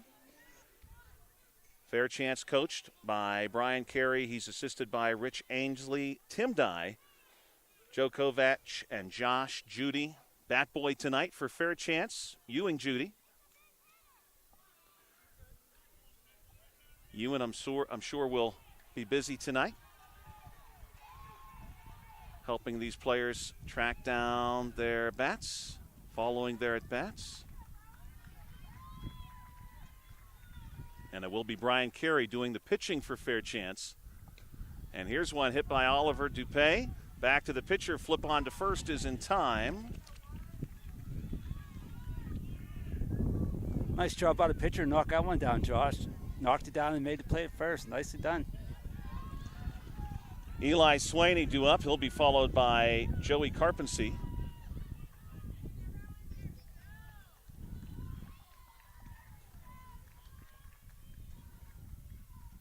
I forgot to mark that out.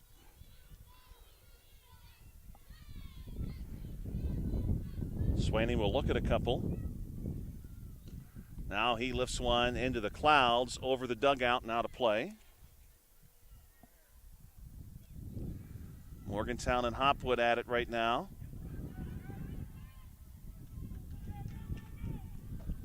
Hopwood just notched an infield single. This one hit to short. Trusky's up with it. Throw on to first base is in time. 6-3 on the putout.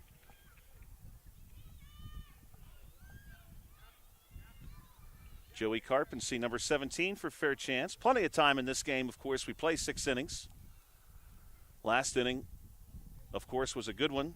Top half of this one, rather, for the Fayette Fury. But we also saw the Fury get a lead on Smithfield, and Smithfield battle back in that game. This one, a good-looking single into left field for Carpensey. He'll have a single in the first hit of the game for Fairchance. Of course, Josh, in these games, you don't want to have any 5-0 innings. That's just a killer. Right, you want to get at least 1 or 2 back. Yeah, you can't. You give up 5-0 innings, that's tough. Tough to come back from, with the 5-run inning cap. Evan Ainsley is going to give one a ride into left. This one gets down for Fairchance. And they're going to send the lead runner to third. He's in ahead of the tag, and Ainsley is going to drift up to second base, and we've got 2 runners in scoring position for Fairchance after the double from Evan Ainsley.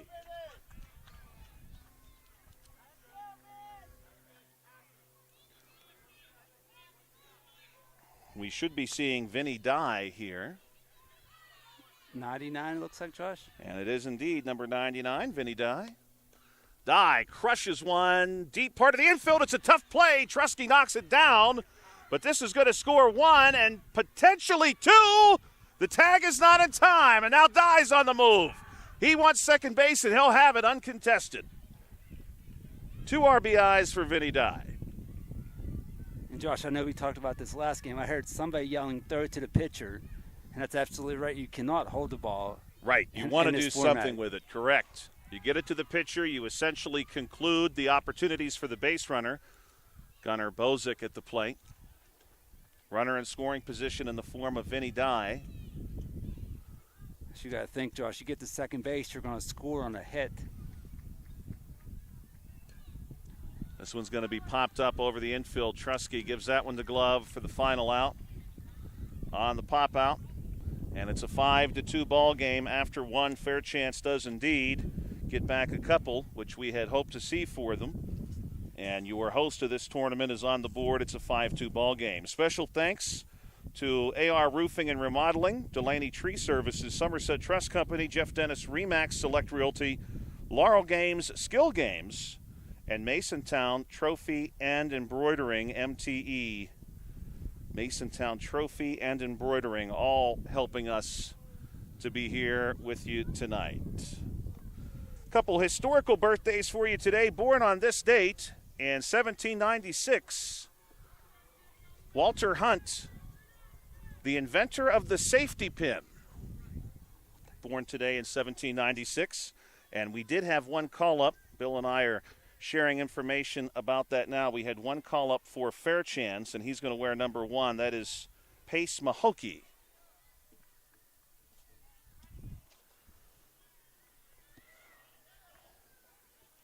Pace has a slightly different uniform on than his teammates. He's joining the team here to help out. This one is going to be a line out off the bat of, I believe, Colton Parnell.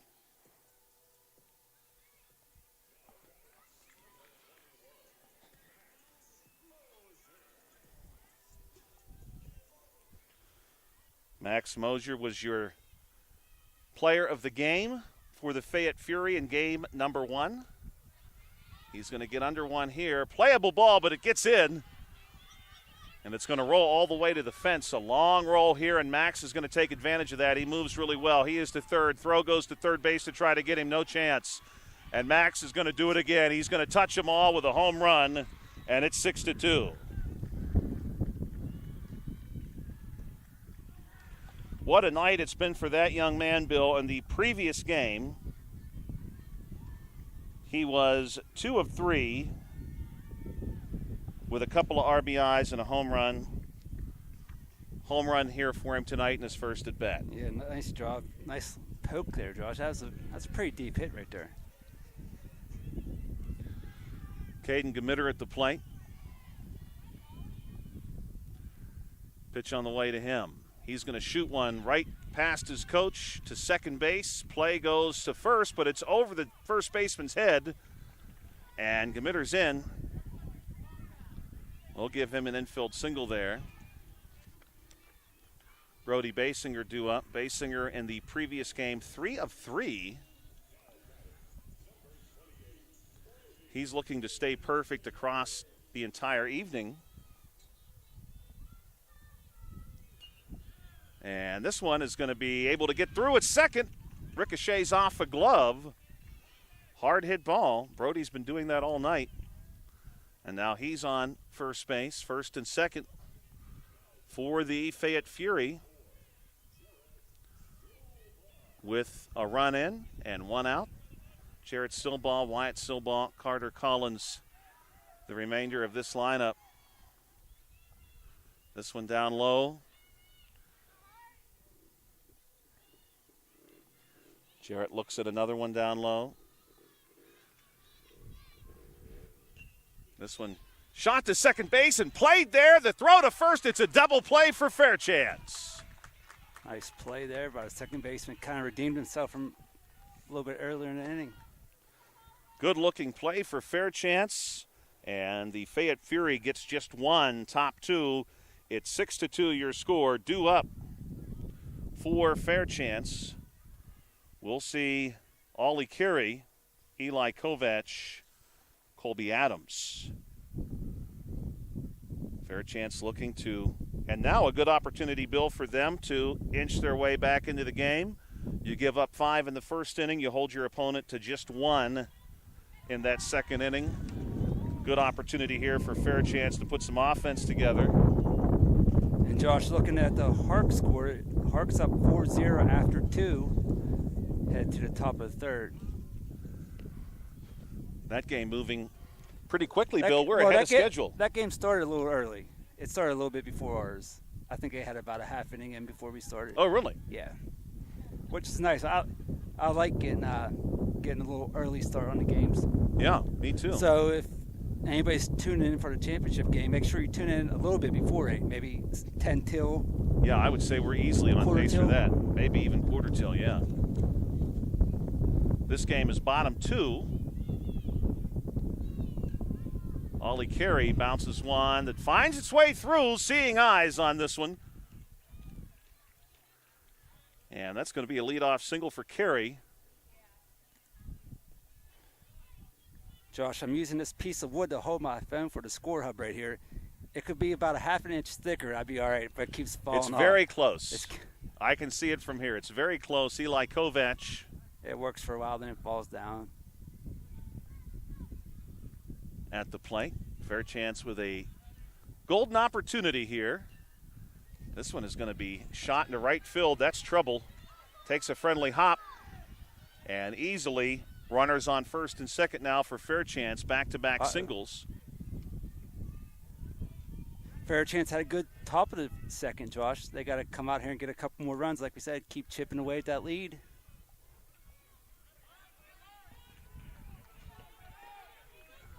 Big hit for Hopwood on the other field.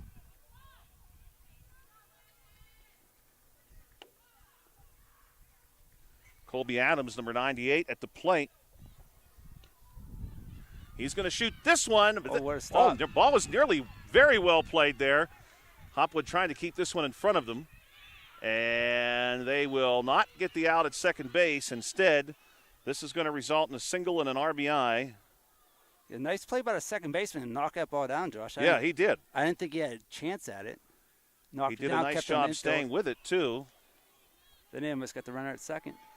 Theo Judy to be followed by our call-up tonight, Pace Mahokey. And then the top of the order for Fairchance, 6-3. Nobody out here yet. Bottom 2.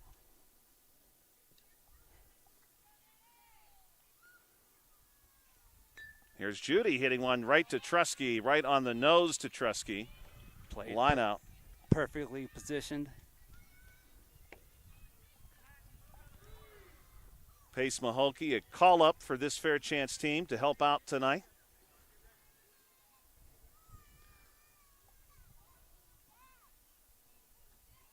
After Pace, we go back to the top of the order. Pace is going to give one a ride. Ball is played, deep second. 2 down. Well done there. I believe Max Mosier got the glove on that one. So with runners on first and second base, we're back to the top of the order with Oliver Dupé. Had a chance to speak with Oliver's father before the game. He's ready to go tonight. This one, shot toward Mosier. He knocks it down, but he can't find it, and everybody is saved.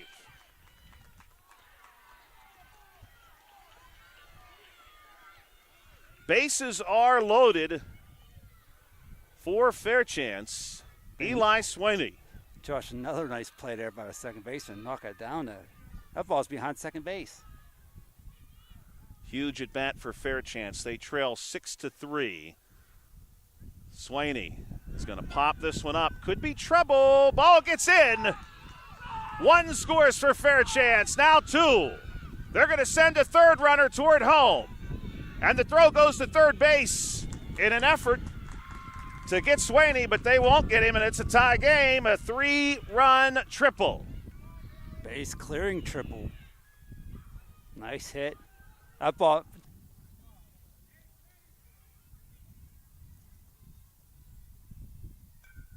This one's fouled back. These games have been moving so quickly, we're going to try to sneak in a South Union Township Sports Network trivia question to Bill after this half inning, but we will have to be very quick. Multiple choice question for Bill from Pittsburgh Pirates history on this date in 2003.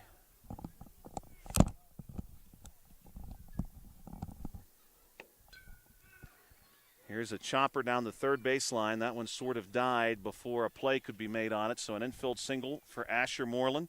And runners now on first and second base. Josh, how many outs you got? I have 2 outs. 2 outs, okay. What's the score, Josh? I have the score as 7-6 in favor of Fairchance. Okay, so no runs yet this thing. We No had a little runs. technical difficulty. Our internet dropped there for a minute. So anybody watching at home, we apologize. We're back This one up, is though. hitting to the clouds, and it will bounce. Foul ball. Foul. Runners will retreat to first and second.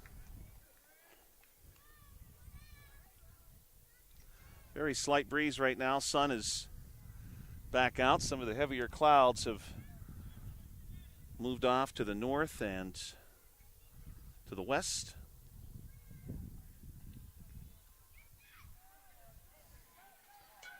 This one is crushed into right field.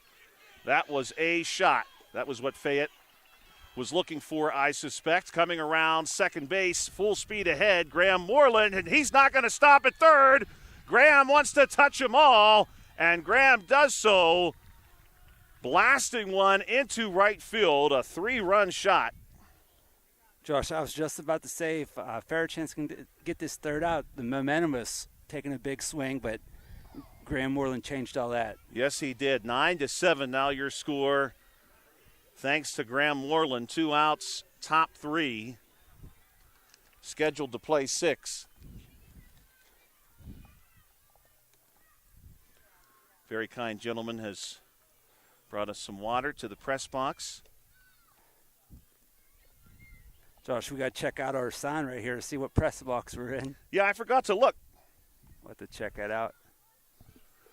Of course, we had the 2G Brothers. 2G Brothers press box at Meadowbrook. Yes.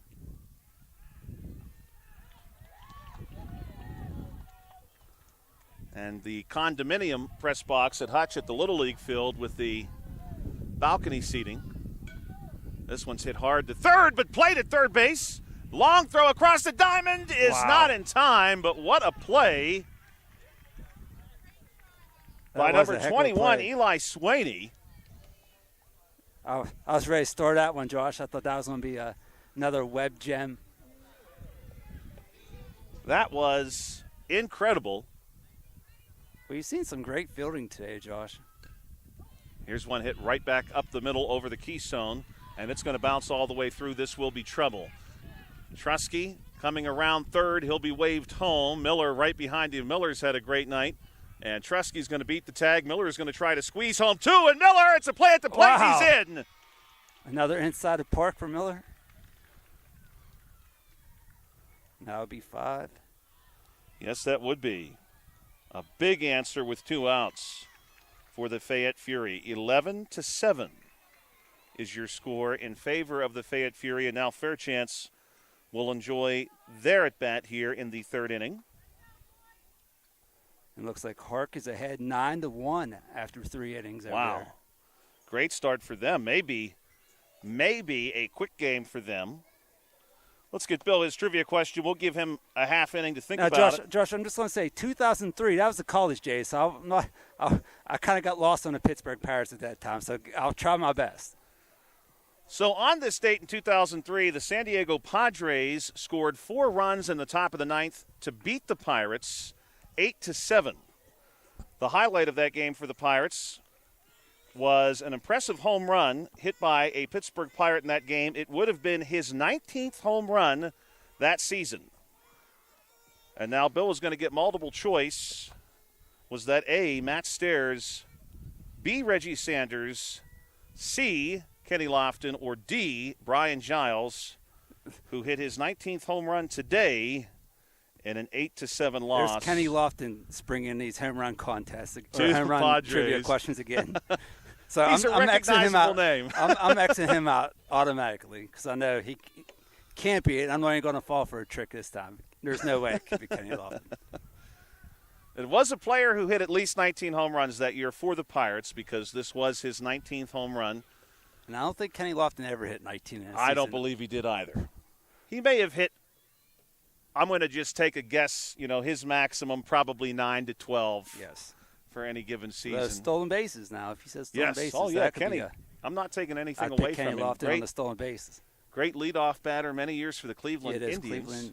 Cleveland Indians versus some good teams back then. Manny Ramirez on that team. Yeah. Albert Bell,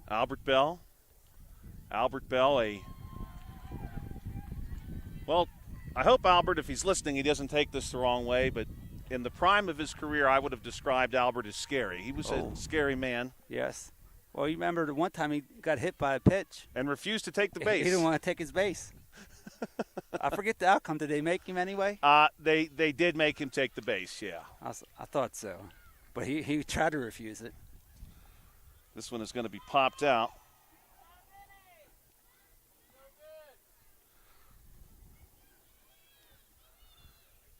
Looks like Evan Ainsley popping out. Looks like it might be using a Hype Fire Beach Edition or something like that. Holiday Edition or. Vinny Dye last time through singled. Good things happening for Hopwood, I believe, in this other game. Yeah, it just looks like Almy with a double. Yeah, all these baseball bats, Josh, I can't keep up with them. No, I could never do that either. Someone is making a lot of money designing and selling baseball bats. Well, Josh, I just learned this a month ago, maybe. I'll hold that thought.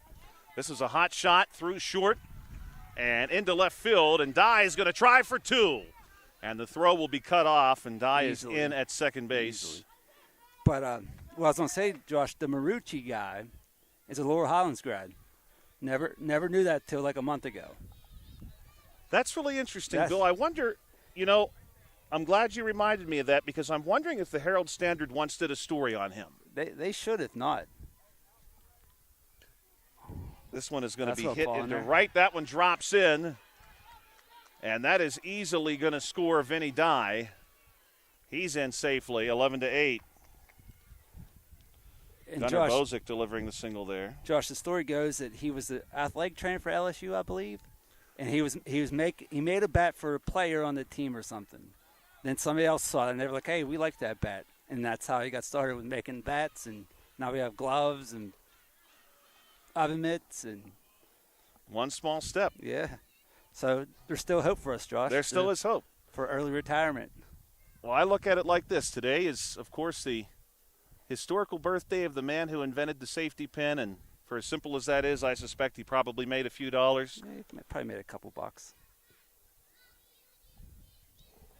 Just need something simple, Josh. Ollie Carey at the plate.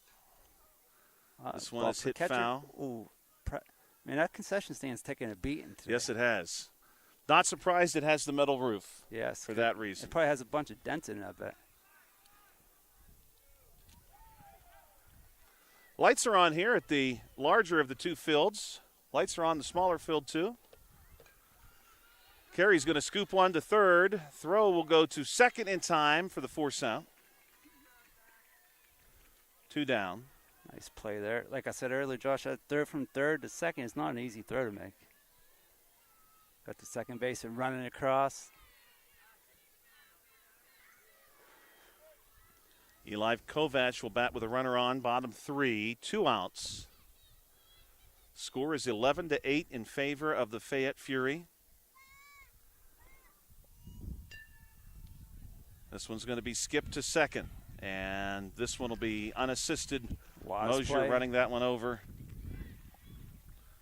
Well done to get us through the first half of this ball game, 11-8 in favor of the Fayette Fury. Bill's trivia question again on this date for the Pittsburgh Pirates in 2003.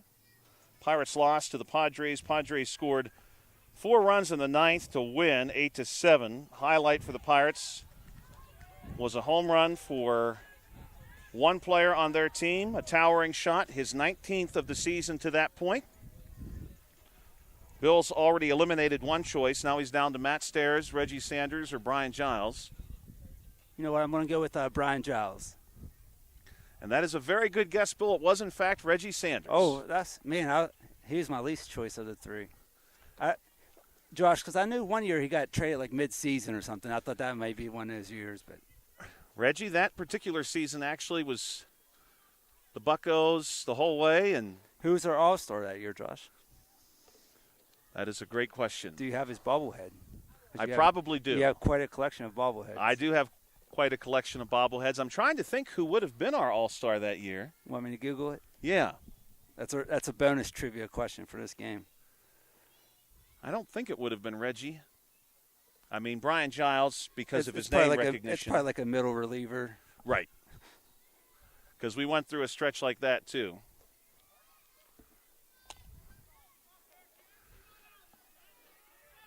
Not out of it by a long shot. And Colton Parnell. It is a off-the-wall name. Pitcher Mike Williams. Wow. Okay, he was a reliever for us. Probably our closer at that time. Actually, he was our all-star representative in back-to-back years, 2002 and 2003. Boy. Well, good for him. Tough times for the Buccos then. Yeah, not the golden years by any means. The scary part about that was, at that point, we were still a decade away from having a winning season. Parnell's going to lift one into left. This one gets down in front of Mahokey. Leadoff single. Parnell on to first base. Max Mosier. Parnell really hustled down that line there, Josh. Yeah, he did. He got all the way to the outfield. He's moving so fast. He's sort of like a train. He needs a long distance to come to a complete stop. No sudden stops. Mosier's going to hit one down the left field line right through the hot corner, knocked down by Fairchance quickly in the outfield, though, which is going to limit Parnell. So a single for Mosier. He's now 2 for 2. Yeah, nice play there by Carey in left field to keep that ball in front of him. That's the thing we talked about, too, Josh. Outfielders can't let the ball get by them on this field. Right. Unless they're we playing have defense. seen that really be a difference maker in some situations. Ball gets all the way to the fence. That's a long throw. Another one down the third baseline. This one collected. Foot race to third is won by Fairchance. Fielder's choice. And you know what, Josh? I think it got him out on the force in the tag. He applied both. Couldn't be too sure. No, Eli Swaney getting it done. Got him, yeah, good hustle. I like the sliding attempt. Score holds 11-8. Brody Basinger 1 for 1 here tonight in game number 2. Looking to go 2 for 2, and he will be 2 for 2. They're going to send the lead runner, and the lead runner is going to score easily, so Brody gets the RBI as well. Now 12-8 in favor of the Fayette Fury. And some cheering over here on the other field. I'm not sure as to the nature. Hopwood did enjoy a sizable lead just a few minutes ago. Jarrett Silbaugh is going to bounce one to short. On to 2 for 1 out. Not able to turn it. Fielder's choice. Runners on the corners now for the Fayette Fury. Wyatt Silbaugh. I'm also sure he couldn't have tagged the runner going to third there, Josh. Looked like he might have had a double play that way. That was probably very close. That's what I was looking for. How many outs you got, Josh? I have 2 outs. 2 outs. Okay, I got to update that. Silbaugh is 1 for 1 tonight. Breeze picking back up. Sweeping across the outfield, left to right. More cheers on the other field. This one is going to be rolled slowly to Swaney. Swaney wanted to go to second, overthrew the second baseman. 1 run will score. Everyone else is going to hold. 13-8.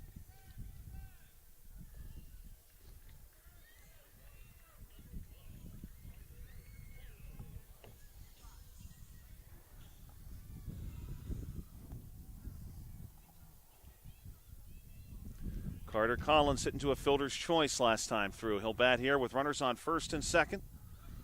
This one is going to be touched up the third baseline. A tough play. The throw to first base, not in time.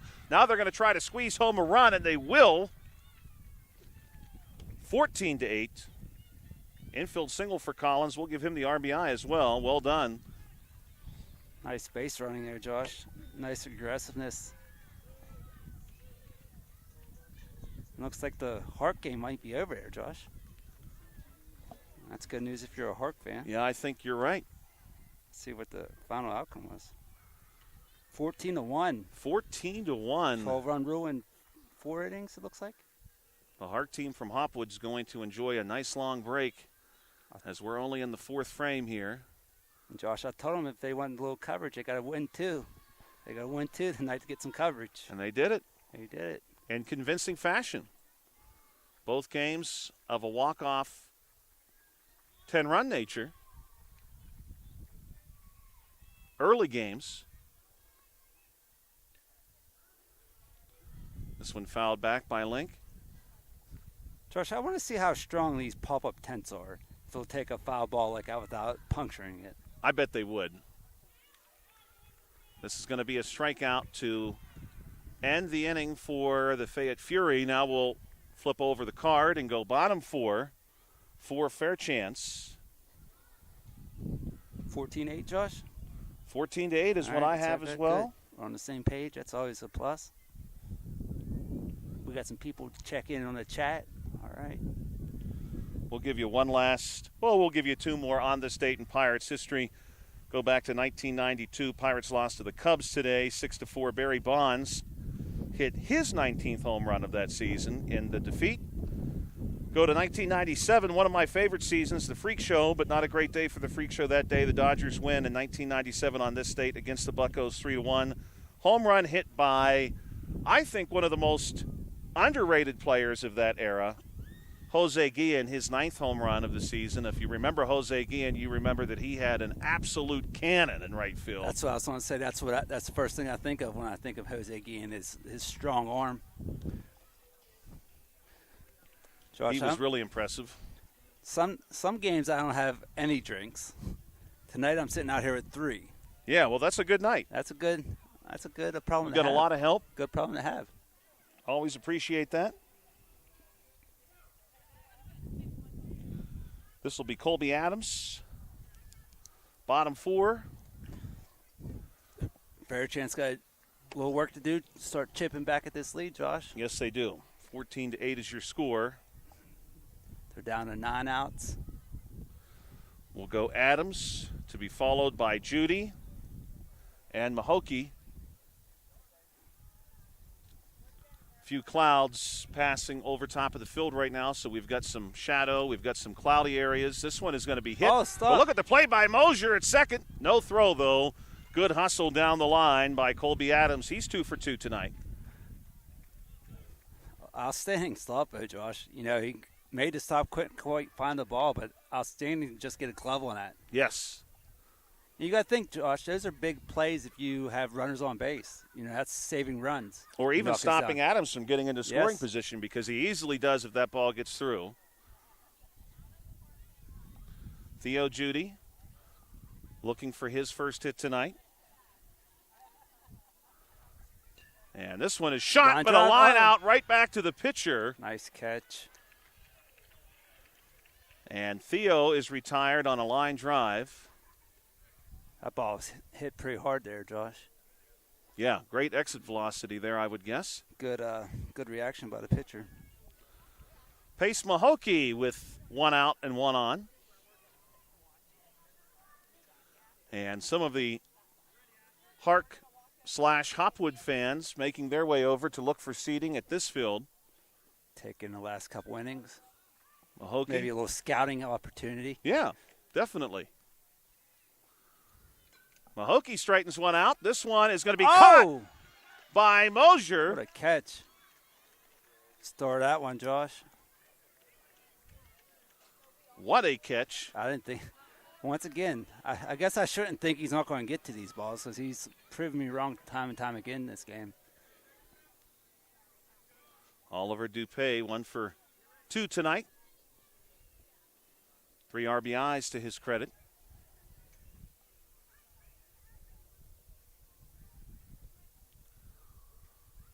Oliver will look at a couple here.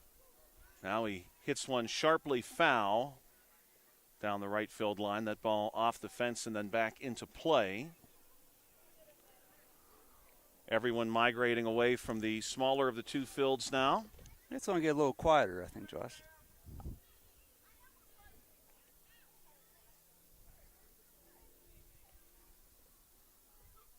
This one is going to be skipped to second. Mosier knocks it down. The flip to first base is not in time. Oliver beats it out.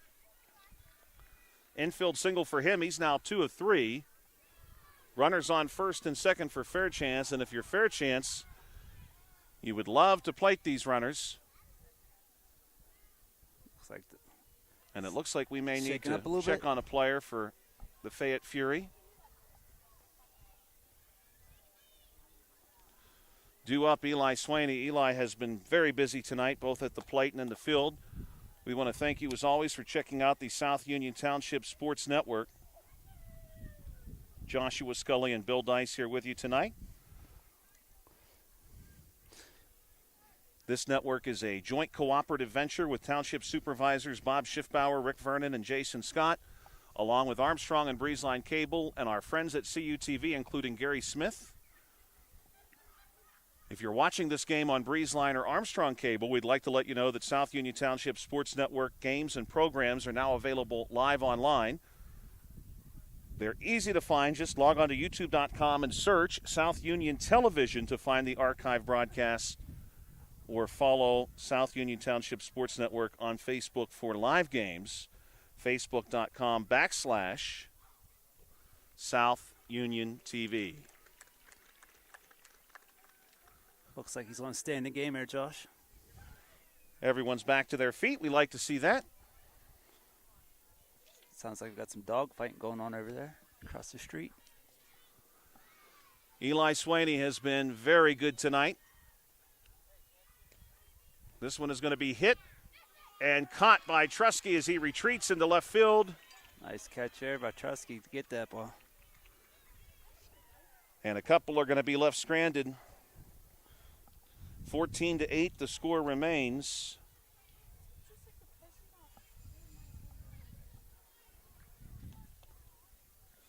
We'll now go to the 5th inning. Fayette Fury with a chance to build upon a 6-run lead. Yeah, Josh, this is, I think, a very important inning for both teams here. You know, if the Fury, if they can extend the lead a little bit more, you almost put it out of reach. You could then, almost. You know, if you're Fairchance, you want to hold them to as little runs as possible this inning. Try to keep it within striking distance. Yeah, I do think for Fairchance, you're really looking to hold the Fayette Fury to probably no more than 1. That still would be a presumably manageable number, considering both teams are now down to a maximum of 6 outs unless we go to extra frames. Asher Moreland to get us started. Asher has played well tonight. He's played well today. He's 2 for 2 in this game with a 2-run home run. He'll be followed by Graham Moreland and Connor Trusky, 2, 3, 4 for the Fayette Fury. If you're Fairchance and planning to come back and win this game, you would probably like this to be the last time you see this part of the order.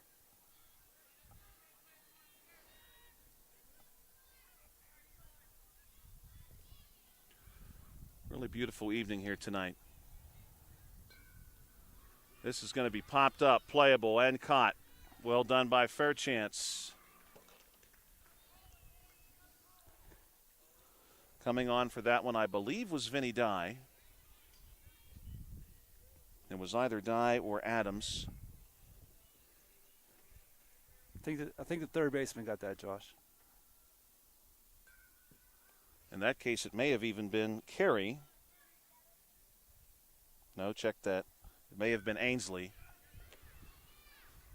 And this one's going to get down fair into right field, and turning around first into second ahead of the throw is going to be Graham Moreland. So Graham with a double. He's on the cycle watch now. If he gets to bat again, and he's going to sneak up to third base here on the miscue. Now he's going to try for home. That ball caught the fence. Throw to try to get him is low, and Graham is in. Scores a run, 15-8. If we give Graham just a double there, he's now got a single, double, and home run in this game. They'll send him back, so we'll correct the score, 14-8. Oh. They send him back to third base. Connor Trusky, 2 for 2 tonight with a home run of his own. Connor's got some pop. He'll look at one here.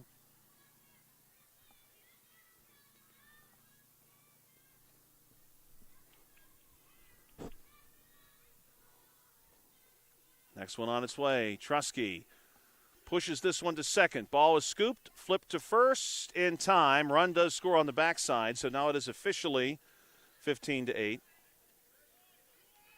4-3 on the putout, 2 down.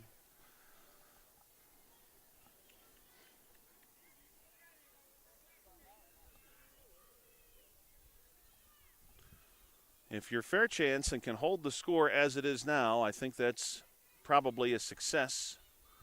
Zachary Miller, 2 home runs tonight, 3 total RBIs. Hits this one harmlessly out of play.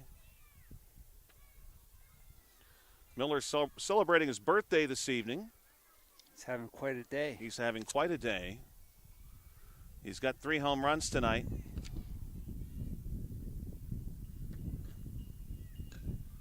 This one is going to be rolled between short and second. And I did not want to say it prior to his taking a swing here, but Zachary Miller's also perfect tonight across 2 games. Josh, I almost somehow thought that I was going to skip out the outfielders and he was going to get another inside the park home run. That's been happening for him tonight. I was waiting for it to, just pick up a bunch of steam out of nowhere and get to the fence. Colton Parnell lifts this one out of play.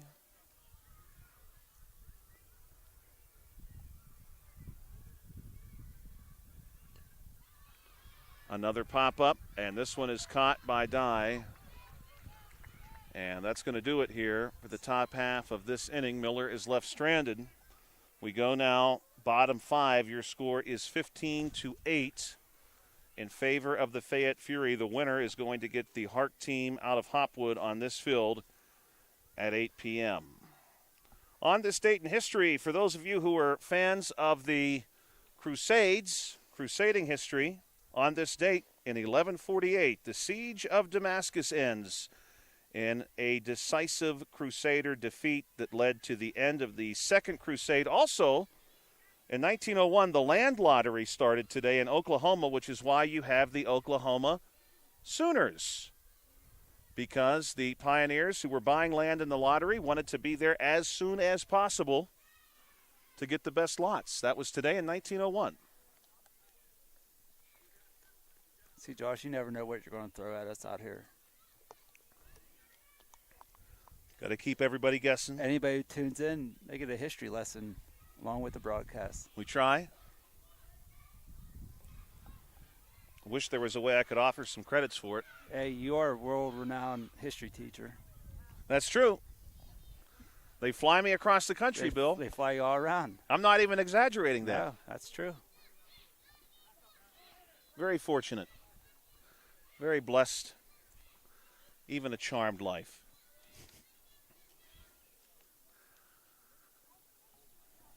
Fairchance back to the plate. They need a big half inning here. Really can't stress that enough. Joey Carpensy to get us started. Josh, I would say they need to get at least 3 this inning. Oh, at least. I would think that's a good this start. is a good start. A single, at the very least, back up the middle for Joey. Joey's 3 for 3 tonight. You really want to make this game interesting. You try to max out and get those 5 runs. That would make it interesting. Evan Ainsley at the plate now. Ainsley, right-handed bat. He'll bat with a runner on first base. Nobody out here, bottom 5. Fairchance down to 6 outs. This one skipped down the third baseline and called foul. That was close. Very close play. Ainsley tonight, 1 for 2. Had a double first time through. Cool breeze now coming through.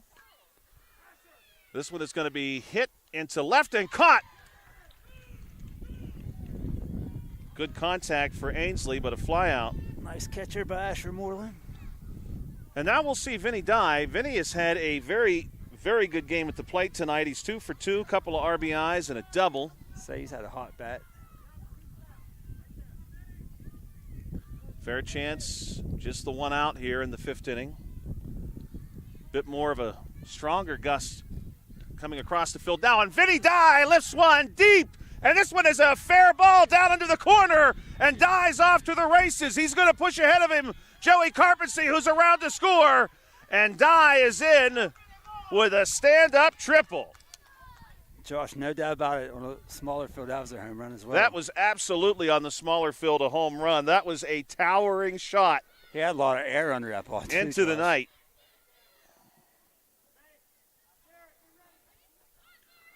(14-9), and now Gunnar Bozic.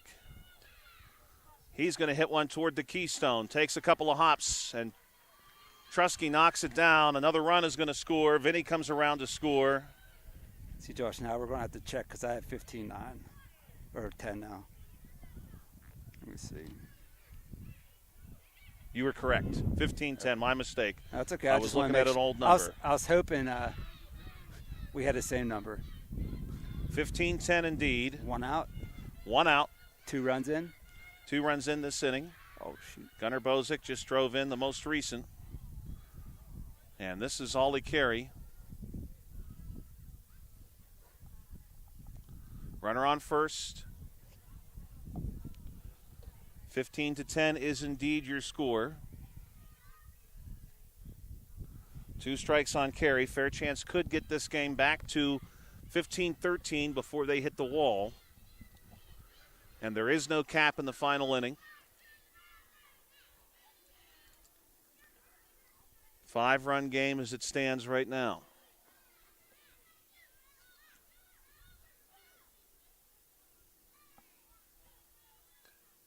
This one is going to be shot foul over the third base dugout.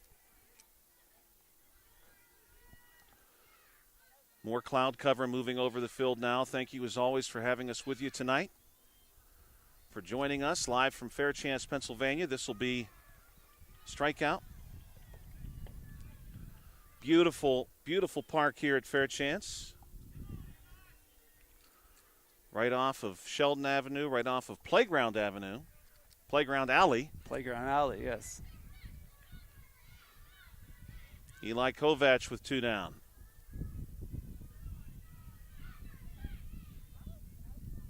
Kovac, a hot shot. Played by Mosier. Flip to first is in time. 4-3 on the putout. And it's 15-10. And if you're Fairchance right now, it's all about playing some tough as can be defense. As we move into the 6th inning, final inning, unless we go extra. It will be the bottom half of the lineup for the Fayette Fury, who were due up.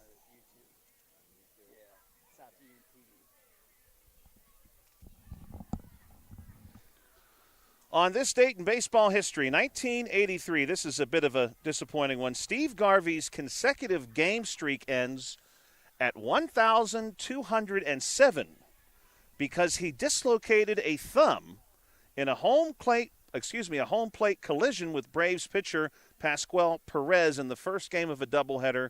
Garvey couldn't play the second game because of the injury, and his streak of consecutive games played ended at 1,207. Yeah, Josh, those longest game streaks like that are amazing. You know, especially now. You consider now they have. Never. They sit out once a week. If they have to take a plane across country, they want to take a day off. Playtime management. Minute restrictions. Pitch counts. Oh, my, Fury. yeah. I was just talking about that earlier today. The days of pitching records being broken are probably long since gone, unless there's a dramatic change to the game. Well, the problem is, Josh, all these kids are playing so much, I hate to say it, travel ball and stuff. They're throwing so many innings young. They're burning their arms out early. Right. You do see more and more of that. Max Mosier, who's played a great game tonight at the plate and in the field. He's going to start us off with a shot into right field. This one gets down. Shallow right. Leadoff single. Josh, was Max player of the game, their first game? Yes. He was the player of the game. He's 3 for 3 tonight. He's making a strong case for himself again. Kagan Gamitter 1 for 2. And if you're Fairchance right now, the name of the game is put the brakes on this Fayette Fury roller coaster.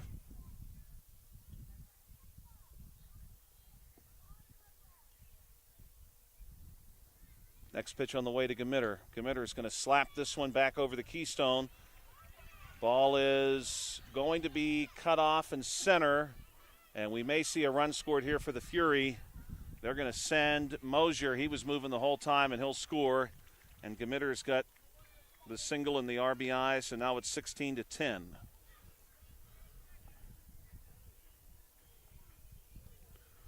Brody Basinger drove a run in last time through to make the game 12-8 at the time. Score now 16-10. Brody has had remarkable success at the plate tonight. In the first game against Smithfield, he was 3 of 3. And this game, he's 2 of 2. First pitch on the way to him. This one is going to be shot towards second. Ball is knocked down, and the flip to second base is in time. Fielder's choice.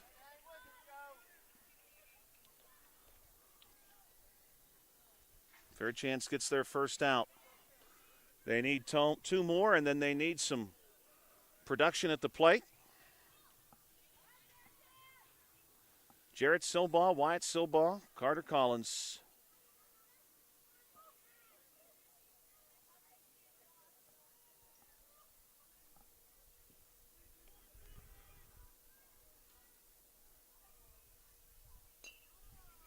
This one is going to be hit. Well played. There's one out at second to flip, and it's a double play. What a play.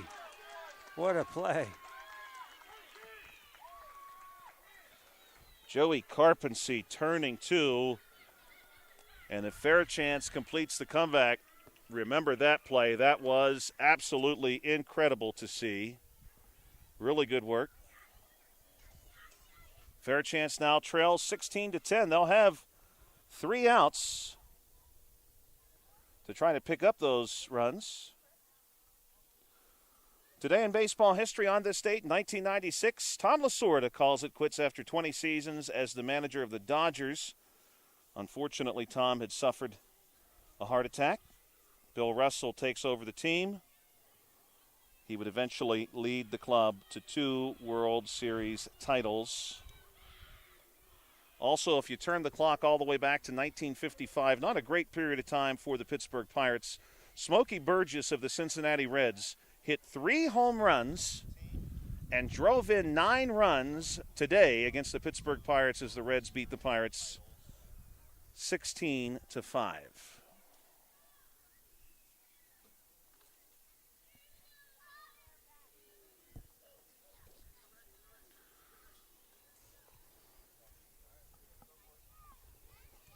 Fairchance will send their 9, 10, and 11 batters to the plate. Then they flip the lineup card over.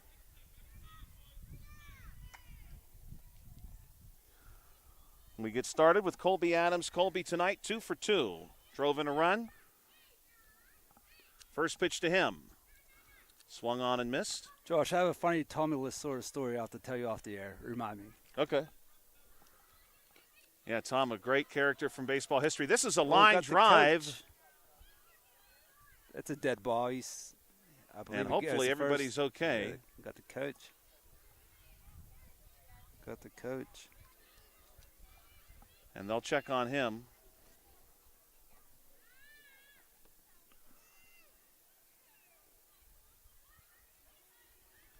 He's back on his feet. He'll get a cheer here. All right. Thought we might have to call in a righty.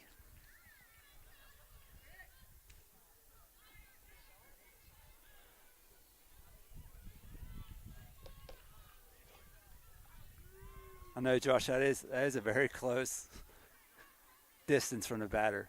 I know me and Manny were hitting the other night. I took one off the ankle. Oh, I don't doubt it hurts. Just like that. They're going to give Adams first base. Yeah, I believe the rule is they're allowed to advance one base, Josh, if it hits the actual pitcher. Or if they're forced. Theo Judy at the plate. Theo tonight looking for his first hit. A couple of well-hit balls, but he lined out both times. Fairchance just needs some base runners.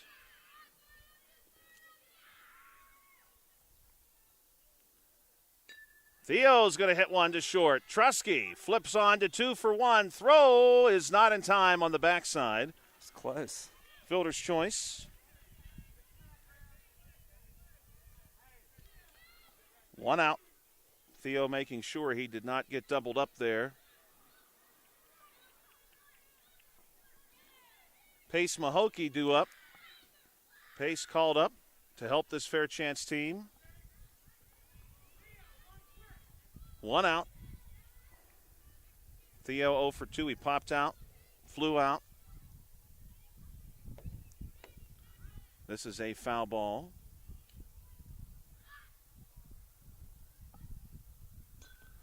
This one popped up over the pitching circle and caught. 2 down. And Fairchance is down to their final out. Back to the top of the order, Oliver Dupay. Gonna need some 2-out lightning.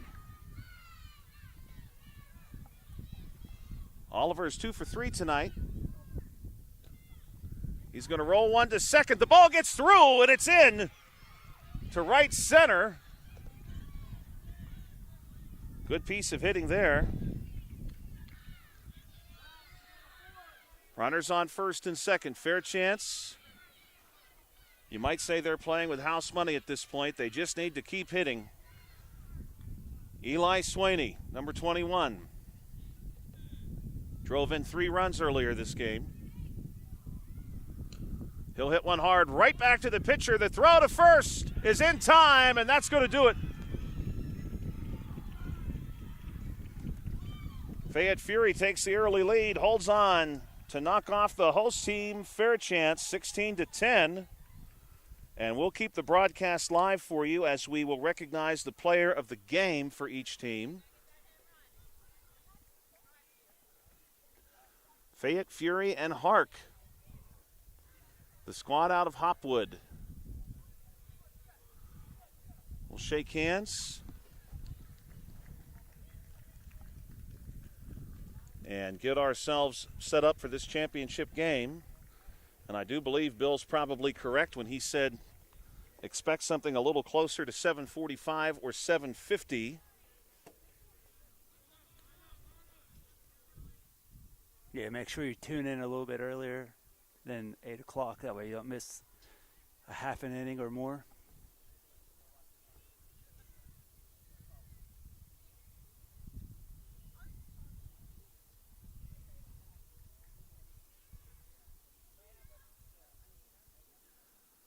And we'll see who Fairchance chooses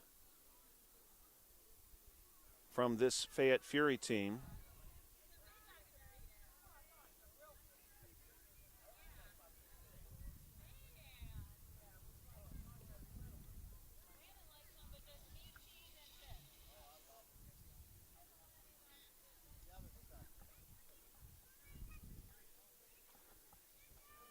Coach Carey to present the award for Fairchance. And we'll see if we can get you a number. Young man stepping forward to collect the award. That's number 99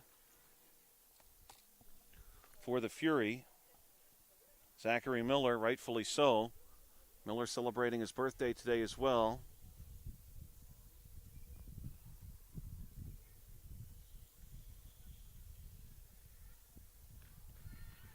And the player from Fairchance who comes forward. 19? 19, Bill? I think so. 19, Oliver Dupay. We'll see if we can't confirm that for you. If it is Oliver, he was 3 of 4 today from the leadoff spot.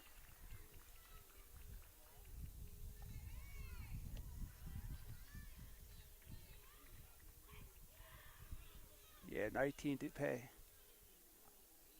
Congratulations to both of those players recognized as player of the game. So now we'll take a short break here on the South Union Township Sports Network. We'll be back in, let's say, 15 minutes with your championship game, maybe 20 minutes. Hark from Hopwood and the Fayette Fury here live from Fairchance, Pennsylvania.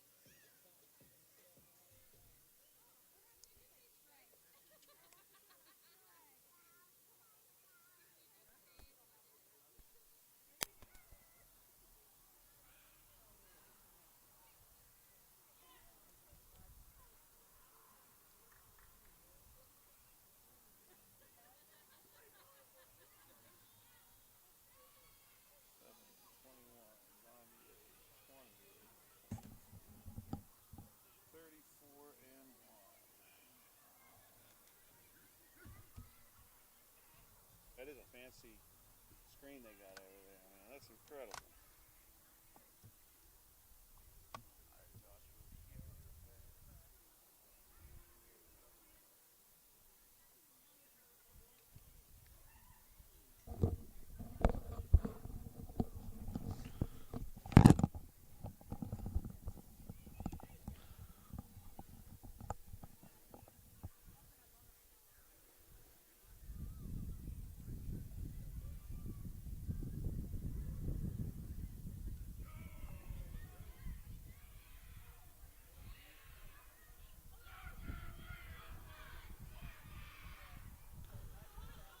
Good evening, ladies and gentlemen, and welcome to Fairchance, Pennsylvania for what is now the championship game for this Fairchance 8U tournament.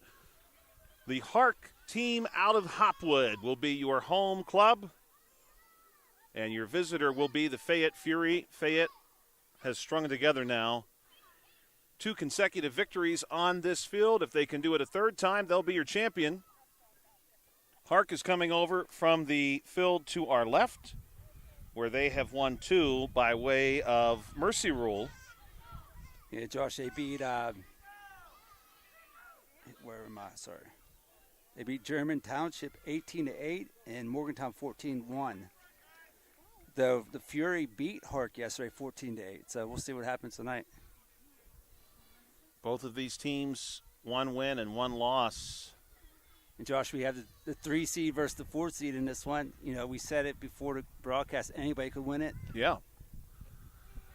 This one hit right back to Bowers at the pitching circle. The throw over is out in time. Nice play there by Bowers. Hang in there. Lincoln Livingston retired. Livingston has been very good tonight for this Fayette Fury team. Now we'll see Asher Moreland. Josh, like we said, 4 teams of the 6 went 1-1 yesterday in pool play, so we felt it was anybody's tournament to win, and having the 3 seed versus the 4 seed in the championship just proves that. Both of these teams have battled all evening. This one hit on the ground and through the hole between third and short, and we're going to have our first hit of the game, courtesy Asher Moreland. That goes on the books as a single. We'll see Graham Moreland follow him. Our Hark team tonight, navy tops, gray pants, white and red trim for the Fayette Fury. A very similar look, navy uniform, gray pants, red trim. This one hit on the ground to short. Ball is played there, flip over to second, not in time. And everyone is safe, a single for Graham Moreland. Asher Moreland moves up to second base. And the dangerous Connor Trusky, who homered in the previous game,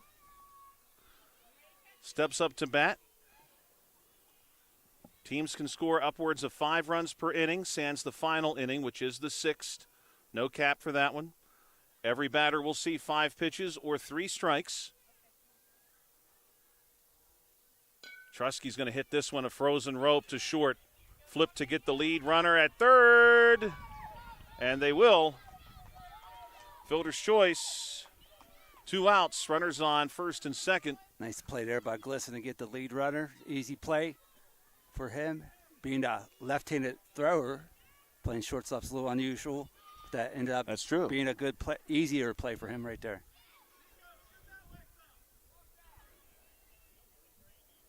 Zachary Miller at the plate celebrating his birthday today. Miller, great game. In the last game, he hits this one into the clouds, and the ball is going to be caught in left field. Steiner. A fly out. Well done. No scoring here in the top of the first. We'll go bottom 1, and we'll see this Hark team for the first time on this field. They've been playing over at the field to our left. Joshua Scully, Bill Dice here with you tonight. Hark will be treated as your higher seed, of course, so they are your home team. And we want to thank you for checking us out on the South Union Township Sports Network. We are grateful to be here, and we have really been treated very, very well this evening. The South Union Township Supervisors presents this network today from Fairchance, Pennsylvania. Joshua Scully and Bill Dice. This network is a cooperative venture with Township Supervisors Bob Schiffbauer, Rick Vernon, and Jason Scott, along with Armstrong and Breezeline Cable and our friends at CUTV, including Gary Smith. Just a few other rules for you in regards to 8U coach pitch. It is a coach on your team that does the pitching when you're at the plate, but the opposing team may have a player in the pitching circle to play that position. Ball needs to be returned to that player to end a play to limit the base runners, so you'll often see defensive players moving quickly to get the ball to their quote-unquote pitcher, the player occupying the circle. One base on an overthrow.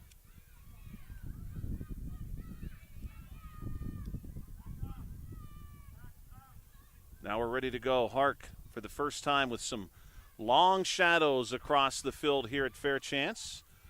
This one cut foul. Getting us started, Emmett Hughes. Emmett's going to hit one on the ground into left field, and he's aboard with a leadoff single.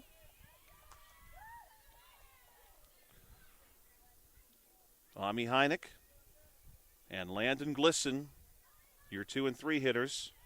Good start there for Hark. Nice rip by Emmett Hughes. Nice play out here in left field to keep that ball in front of him. That was Parnell for Fayette Fury. He's been playing a good couple of games tonight. Triple header for this Fayette Fury team. This is their 3rd consecutive game. The same is true for Hark. Sun about to disappear behind the Fairchance skyline. This one shot down the first baseline, but well played there by Moreland to get Heineck on the fielder's choice. Nice play to knock that ball down. Keep it on the infield, get the out. Landon Glisson, who left the yard a few times earlier today at the other field in this complex, a long playground alley just off of Sheldon Avenue here in Fairchance. Glisson, a shot. And this one's going to get all the way through to the fence and right center. That will easily score Hughes. Glisson full steam ahead around second base. And he is going to be into third ahead of the throw. The throw gets away, and now Glisson is going to touch them all. A 2-run shot for Landon Glisson. Landon's keeping up that hot bat. That was a rip. I mean, Josh, that sun was right in my eyes when I turned to look at that ball in the outfield.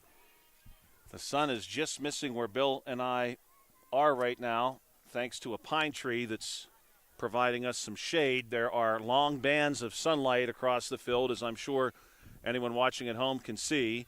Yeah. This one is hit on the ground. Foul ball. That could come into play there too, Josh. Finn Rydell, who's got some real power, cleanup bat for Hark. And he is going to smash one to center. This one, a couple hopper, gets all the way to the fence. And Finn is going to come around first base. He's on the move to second. And Finn is in with a double. Another strong hit. Finn had a couple home runs in that first game of the day as well, Josh. Yes, he did. That was a home homers. run derby-esque game. We saw 5 from Hark, 1 for German Township. They actually had the first one of the game.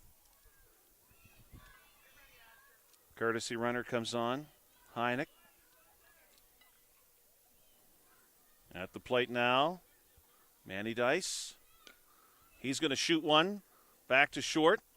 Flip to first base is double play. Double play. And time at first, and the throw over. Gets the tag. Gets Emmett Hughes, or excuse me, gets Heineck rather, as he advances.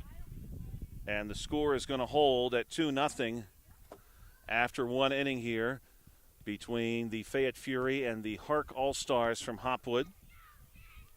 Great couple of games here at this field. Bill and I have had a chance to see plenty of scoring so far in this tournament across 2 games. Fayette Fury able to emerge victorious. First against Smithfield, then against Fairchance. We'd like to thank the sponsors who have made this possible for us tonight. Crown, Chrysler, Dodge, Jeep, Ram, Sons of the American Legion, Masontown Fish and Game Club, Preferred Primary Care Physicians, H2O Pool Services, Ashley's Nail Salon, Miss Honey's Learning Center, Marcon Building Supply, J&S Bridal and Prom Boutique, Ford of Uniontown, and the Landsey Academy of Dance. As we're ready to go now for inning number 2, scheduled to play 6. Yeah, that's a nice double play there, Josh. Kind of killed the inning there for Hark a little bit. Hark able to get 2. So that's a nice job by the Fury to keep it to 2. As you know, championship game, every run counts. Absolutely, especially early in the game. Yeah, keep the momentum. Colton Parnell at the plate. Also a thank you to Somerset Trust Company, Delaney Tree Services, A&R Roofing and Remodeling, all helping not only make this tournament happen, but to pave the way for Bill and I to be here certainly too.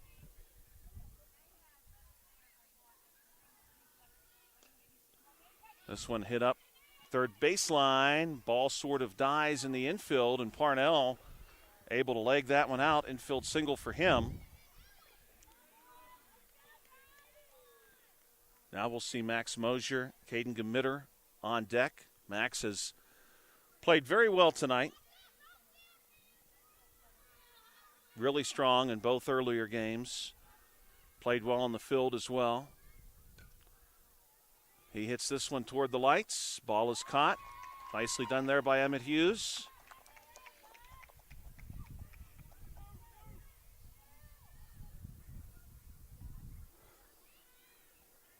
Caden Gemitter will bat with a runner on. Provided he does not hit into a double play, we'll see Brody Basinger, who to this point has only been retired once all day on a fielder's choice. This one's hit on the ground. What a snag at second base for Hark. Here's one. Throw over to get 2. Not in close time. Nice play there by Hughes. Emmett Hughes, 2 beautiful plays defensively already this inning. And so Basinger will bat with a runner on first.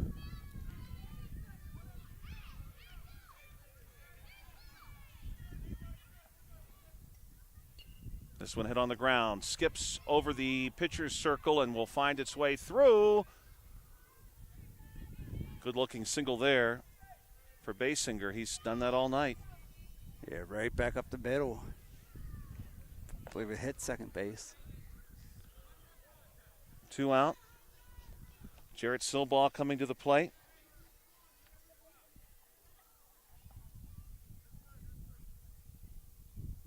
First one on the way to him inside.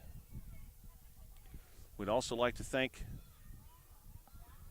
Jeff Dennis Remax Select Realty, Laurel Games, Skill Games, sponsoring this event, as well as MTE, Masontown Trophy, and embroidering.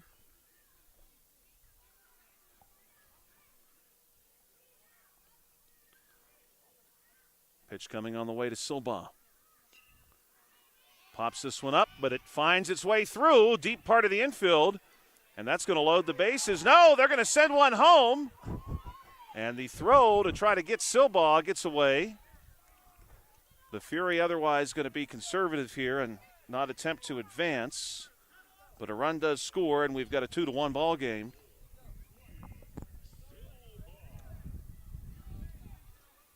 So Silbaugh will bat with runners on first and second. The lead runner is Brody Basinger.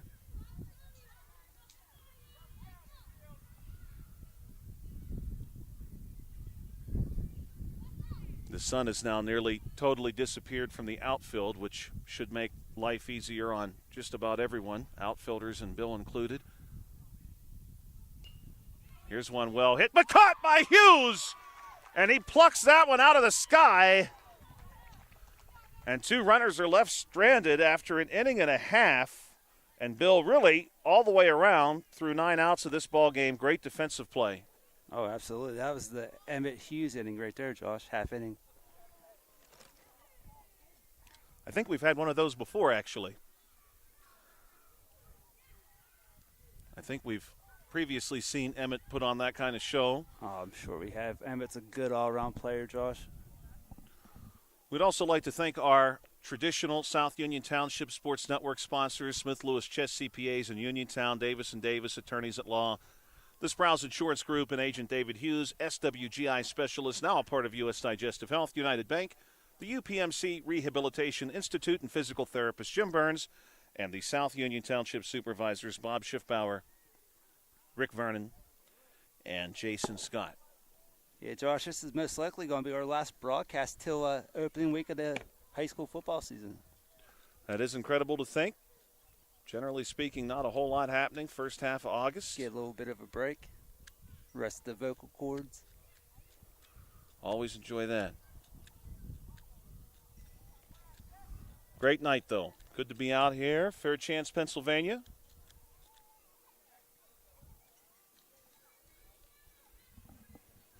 Bottom two. 2-1 ball game.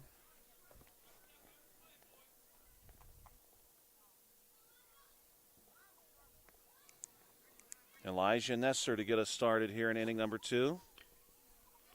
Nesser's going to roll one to short. Throw over is not in time, and the throw is wide. And Nesser's in with a single to get the second inning started. Good job of running there by Elijah to beat that out. I think a good throw even beats that out, Josh. I do too. I think he would have had that by a step. Nico Thomas is up. Josh, he's swinging a hot bat today. Nico fouls this one back. He'll be followed by Rowan Steiner. This one hit well to Trusky. Trusky up with it. Goes to second base for 1. So a fielder's choice. 1 down. We'll see Rowan Steiner, Caleb Bowers. At least we would assume those two, lest there be a double play in the cards. This one is snagged out of the ground, and the flip back to 1 gets away. Runner's going to advance up to second base. Good contact there, but another great defensive play, which we have seen all night. Yeah, I was right at the second baseman. I thought I had a chance to make it to the outfield, but right at the second baseman. Caleb Bowers will step up.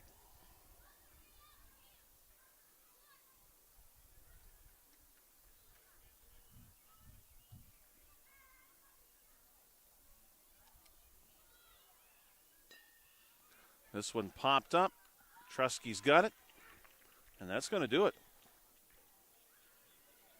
Quick half inning. Yes, that was.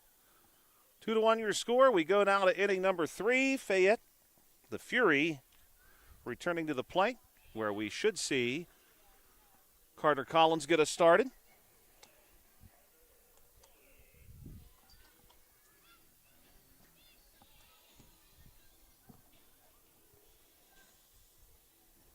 Thank you, as always, for checking us out on the South Union Township Sports Network. Weather forecast coming up for Fayette County. Let's say central Fayette County, 82 tomorrow, sun and clouds. A bit warmer on Friday, more sun. Saturday, a mostly sunny day with a passing rain shower possible, 82 your high. Sunday, unfortunately, looking at some rain and a high of 77.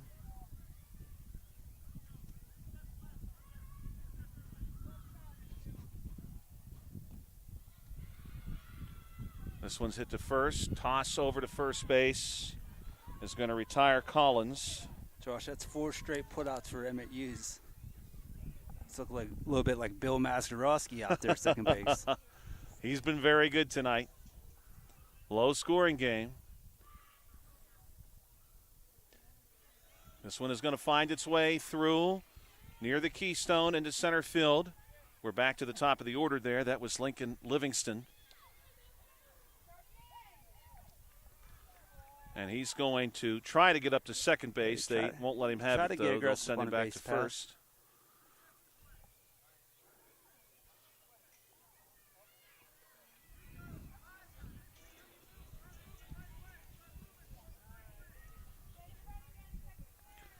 Asher Moreland to be followed by Graham Moreland, both of whom singled last time. Asher gives this one a ride over third, but it's caught.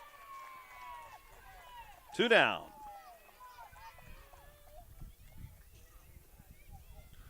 Now we'll see Graham Moreland. Graham, very good in the previous game against Fairchance. Fayette Fury winning that by 6 runs. 1 for 1 in this game.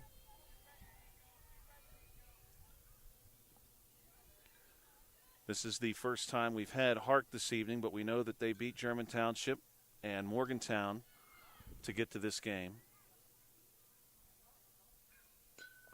Here's one well struck by Graham. Ball's going to bounce through and get all the way through to the center field wall. Livingston around second base. He's going to push around third to score. Now they're going to try to get Graham Moreland, and they don't get the throw in time, and Moreland is going to score.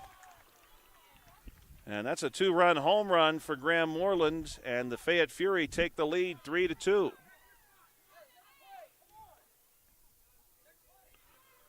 Connor Trusky due up.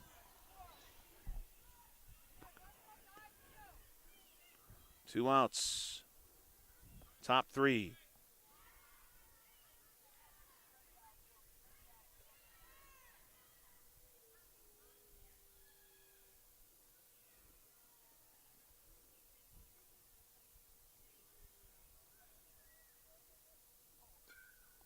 Here's a towering shot out of play and into a neighboring yard.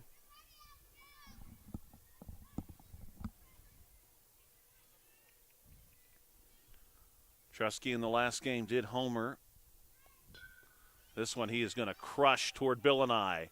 This one's going to drop in, and it's going to roll to the left field fence, and Trusky is going to try to push for third base, and the throw is going to go to the pitching circle and then get away, and Trusky's going to hold at third with a triple. That ball may have been one of the 2 or 3 deepest hit on a fly that we have seen at this field so far tonight. Yeah, that was a shot. He's definitely in the top 3, no doubt about it on that one. Zachary Miller with a chance to drive in a run. Miller flew out last time. He'll take a cut at this one, hits it right to first base, and Heineck takes it from there unassisted. So the Fayette Fury strike for 2. They lead 3-2 as we move now. Bottom 3 here live from Fairchance. Thank you as always for joining us. We'll take a look now at this day in baseball history. July 29th. We're going to go way back into baseball history for our next 2 on this day in baseball history items.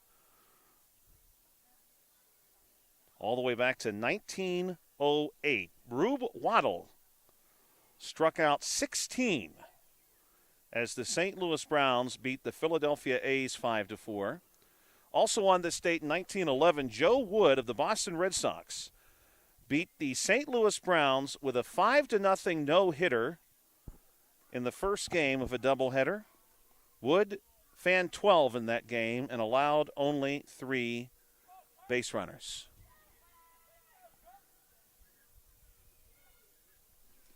Also, one more we'll squeeze in here quickly on this date, 1915. Honus Wagner becomes the oldest player in this, well, the 20th century, I should say, in that century, to hit an inside-the-park grand slam. Wagner was 41. That record stood as the oldest player to hit an inside-the-park grand slam until Tony Perez finally beat it.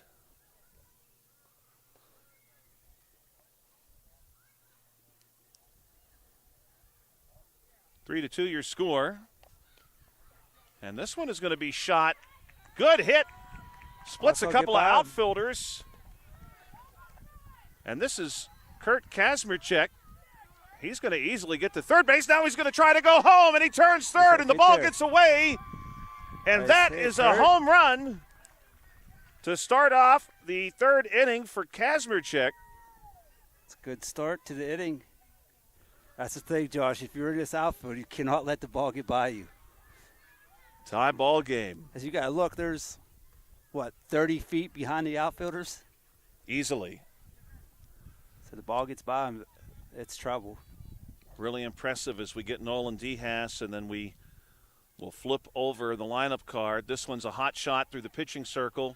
Scooped up by Mosier, but no chance for a play. Infield single for DeHaas. And a good start here in the bottom of this third frame for Hopwood. This Hark team, of course, we saw just outside of Hopwood at Meadowbrook Park for a recent tournament.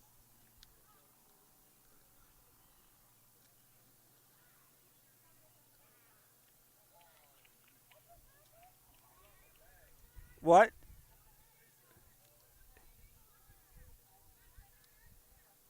Left the base early? Wow. So they're going to call out DeHaas. Wow, that's an unfortunate play for Hark. This one is hit foul. Emmett Hughes at the plate. Hughes last time hit a single.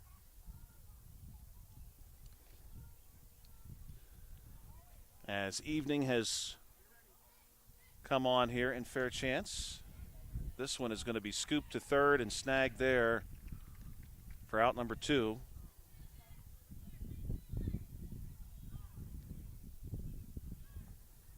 Heineck, who had the nice play in the field top half of this inning, and who hit into a fielder's choice first time through back at the batter's box. Ami looking to see if he can't get something started here with 2 outs. Good looking hit. Takes a difficult hop for Mosier to seize it. And Heineck safely in at first base.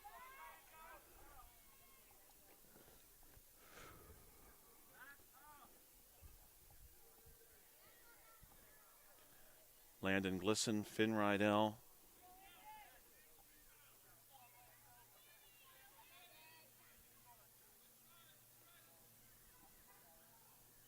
Landon, of course, has some real pop. He's had it all night. 2-run home run to get this one started.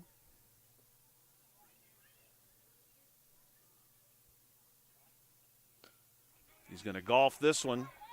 And this one will roll between a couple of outfielders and get all the way to the fence. And Heineck's off to the races. He's going to come around third. They put up the stop sign for Glisson at second. It's an RBI double. Big hit right at us there, Josh. Yeah, good contact right off the bat. You could hear that one very well. And now Hark will have a runner in scoring position for Finn Rydell, who also brings some real pop. Finn hit a double, a deep one last time through.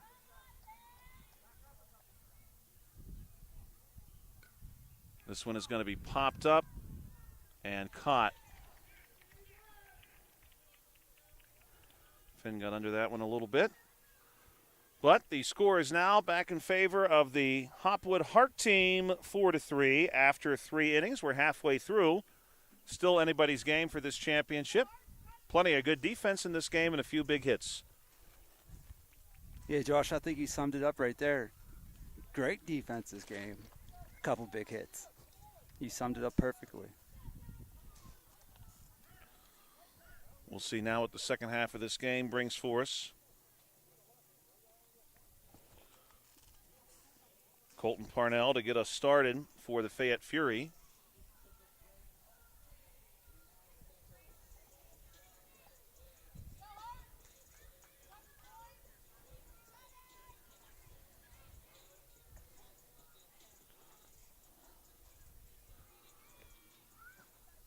Parnell will step in, right-handed bat. Beautiful sky here tonight. Few clouds, some blue, gold, and pink in the sky as the sun is disappearing to the west. The entire field now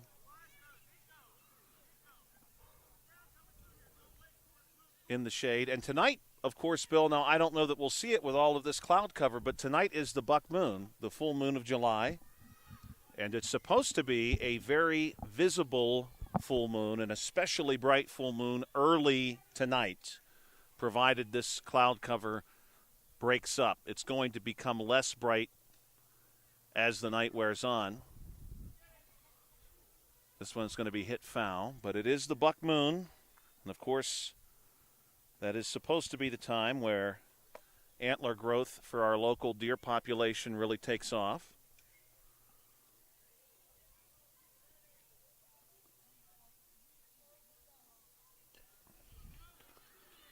This one's going to be hit into right field. Parnell down the line to 1. Leadoff single. Max Mosier, Caden Gamitter due up. Good start there for the Fury. Leadoff single. You always want to get that first batter on base. Very different kind of game so far, Bill, than what we saw in those first two contests. Absolutely. A very different. Defensive battle. Yeah. Very different flavor to this one. But you kind of expect that in a championship game, Josh. This one's rolled to third. Off to the races is Parnell, but he's not quick enough. That's going to be a fielder's choice. They just threw it away. So Mosier does get up to second base, but Parnell was erased. So 1 out. Nice play there by Manny. Yeah, Manny did a nice job there. That ball was well hit. Manny showing off some dance moves for us as well. Just holding my breath. Committer will be followed by Basinger. Committer fouls this one back. Right off to 17 on the banner there. This one is going to be hit between third and short. Well played in the outfield, though. That's exactly what you like to see.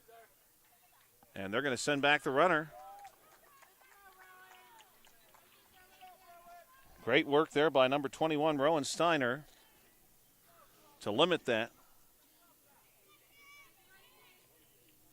Runners on the corners now for the Fayette Fury. Hart could really use a pop-up to the infield right here, Josh. Last time through, Basinger singled. He's had a strong evening all around. He'll look at one.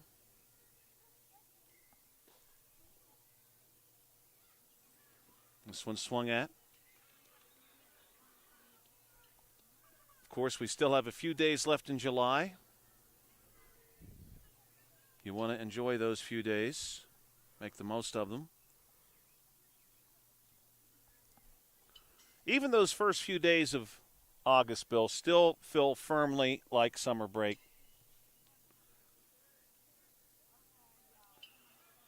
When we hit the August double digits, then you know it's getting serious. This one bounced to short. Ball is going to be kicked away. A run did score there.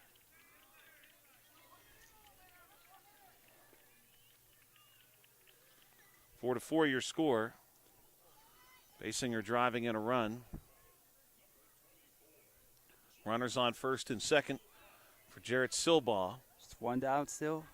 Just the one out. Jarrett to be followed by Wyatt. Tie ball game right now.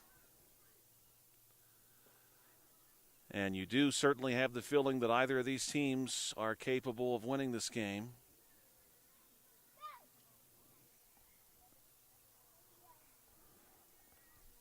Really beautiful evening.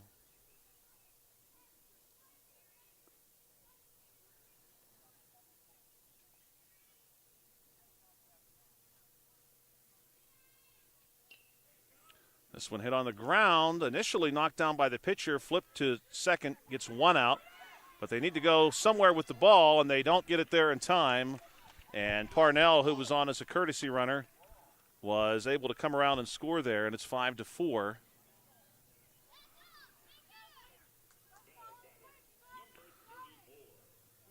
Wyatt Silbaugh will bat with a runner on first. This one's cut over the dugout. Bill, I believe, and you, I think, will know this for sure. I'm thinking this has to be correct. Tomorrow is the first day of the Fayette County Fair. Does that sound correct to you? That does sound correct. This one's going to be rolled on the ground to second. Easy play there for Hughes, who does one last toss over to second base to get the out, which means the next time the Fayette Fury come to the plate, we're going to see Carter Collins to lead off. On the Hark side of this will be leading off with Manny Dice, and he'll be followed by Nesser and Nico Thomas. 5-4 is your score in favor of the Fayette Fury. We got a lot of Fayette Fury fans checking in on the chat. That's Thank great. you for watching. They've had a great night tonight. They've scored a tremendous number of runs to get to this game. That's to say the least. A few other birthdays to recognize. These are historical birthdays. Today would have been the birthday of Peter Jennings, the award-winning journalist and author, born today in 1938. He passed in 2005. Today would have also, if you're a fan of World War II history, been the birthday of Benito Mussolini, the 27th Prime Minister of Italy, born today in 1883. And, of course, he was executed near the end of World War II in 1945. Also today, in 1890, we lost who was probably my favorite painter, Vincent van Gogh, the famous Dutch painter. Passed today in 1890. Today also International Tiger Day. Manny Dice will look at one.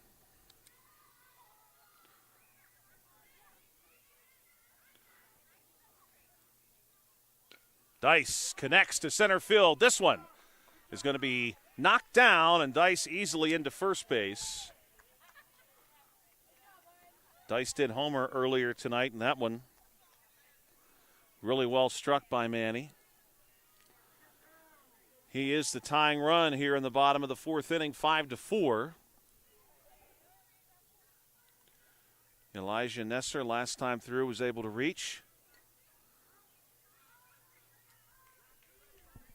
He slices one foul.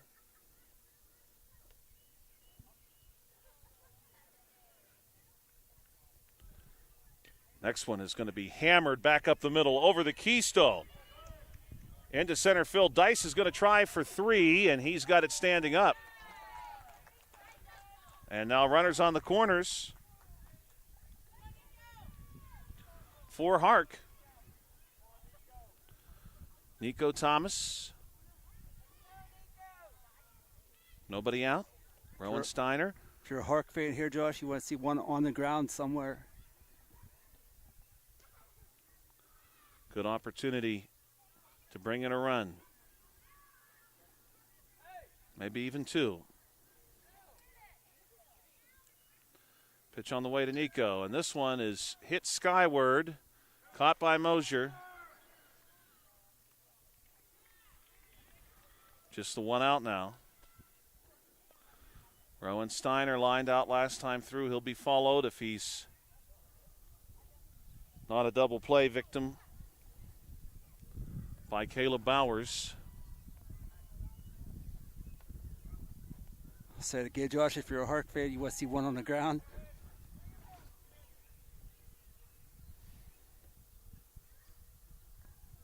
Pitch on the way. This one chased after and missed by Steiner. Next one is going to be fouled off the catcher. Now this one is straightened out, hit well into center field. That one gets down. And that will easily score one, and we're going to end up with runners on first and second, and Steiner's got the RBI. Good This hit there game is by tied Brody. at 5. Or a blooper in the left center field. We'll take it. Good piece of hitting there, although, to be fair to the Fayette Fury, both of those last hits into the outfield, they did not let get away from them. No, they're playing them nicely, keeping it in front. That's what you got to do. Here's one hit on the ground to short. Great play by Trusky. He goes to third to get the lead runner, and they nearly are back to second in time. Fielder's choice. Yeah, it nearly turned two on that, Josh. Still 6-5-4. Yeah. That would have been something. Kurt had the home run last. Yes, he Josh. did. Could use another one of those if you're a Hark. He's got a couple of runners on for him this time. That was back in the third inning. Kazmierczak led us off with a home run. This one he fouls off.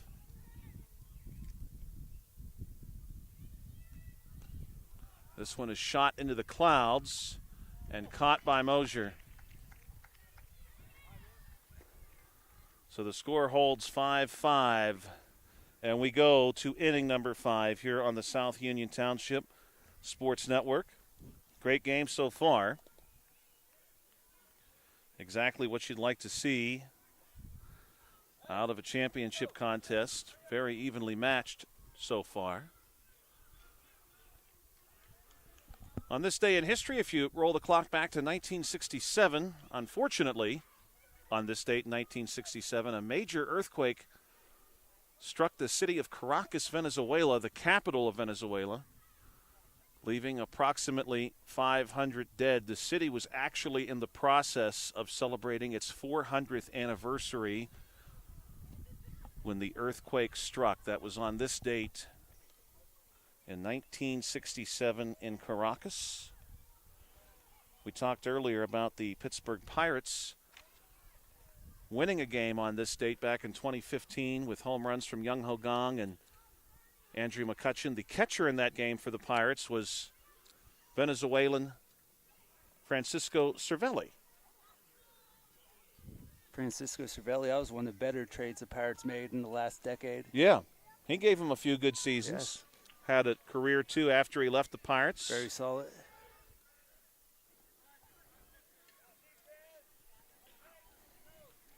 Now, inning number 5 is upon us. Carter Collins will start us off. Then we go back to the top of the order for the Fayette Fury.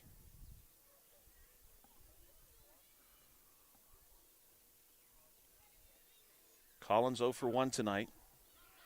He's going to roll this one to Dice. Dice got it. Long throw over to one is just off the mark. Nearly had him. End to end. Infield single for Collins. Good long throw. Lincoln Livingston has been busy tonight. He's 1 for 2 in this game, but earlier this evening he was a difference maker. Really good in that first game against Smithfield. This one is rolled foul.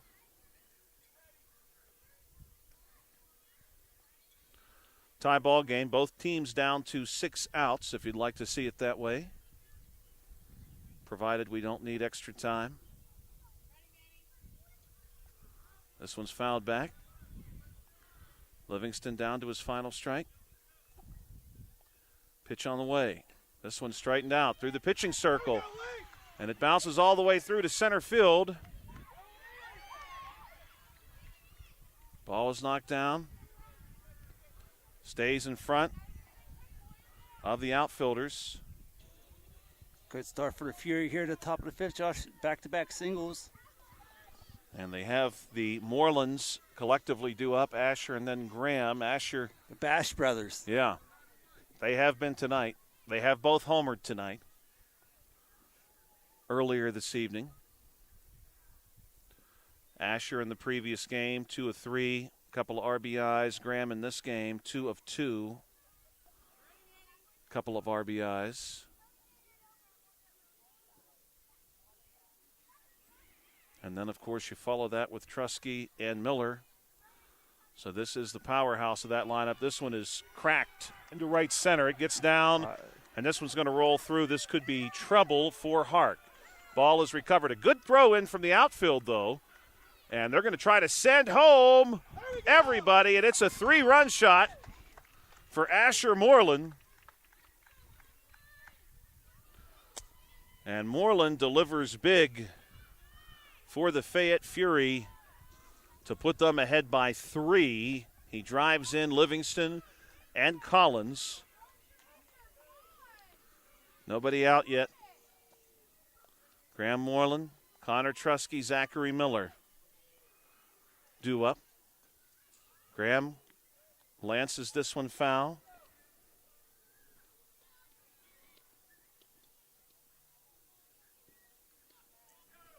Really incredible sky over us tonight. Some pink and purple and the clouds over right field. And over Fairchance.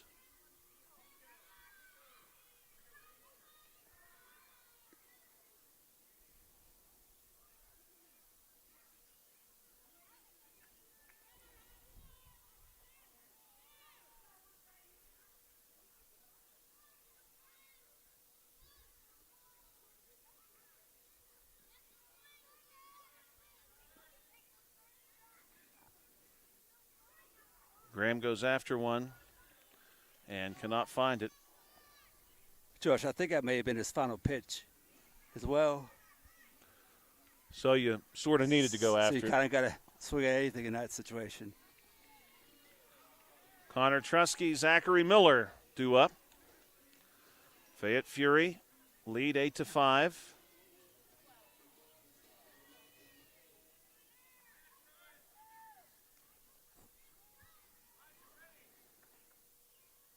Trusky crushes one into left. This one will split a couple of outfielders and roll all the way through to the fence. Trusky around second.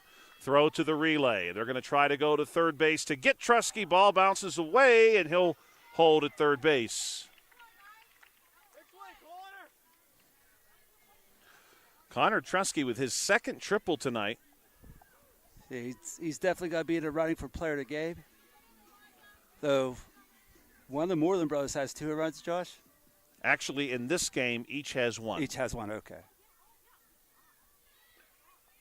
This one's chopped foul. Zachary Miller at the plate. Zachary Miller's had a hot bat too, Josh. Miller really good in the previous game, the win over Fairchance. Pair of home runs. Here's one, shot into left. That's going to score Trusky. Now this one rolls through, and Miller's going to get extra bases here. Ball is recovered. Throw to the relay. Miller pushing for third. Now the ball is going to be moved toward the pitching circle and caught there, and they will send back Miller to third base. But he drives in a run, and the score is 9-5.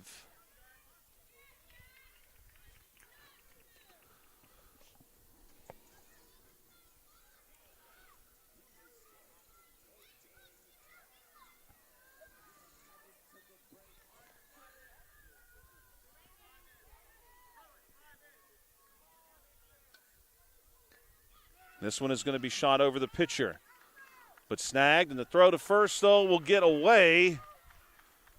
And Colton Parnell is going to hold at second. I think that's 5 runs, huh, Josh? That is 5. It is 10-5. Big inning there for the Fury. That means the next time the Fury come to the plate, we're going to see Max Mosier, 10-5 your score. For Hark, we're going to start off with Nolan Dehaas and go top of the order.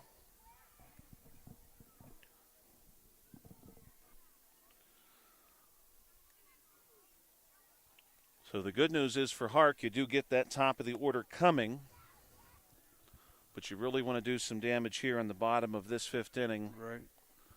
Down to 6 outs. 6 outs. Down 5.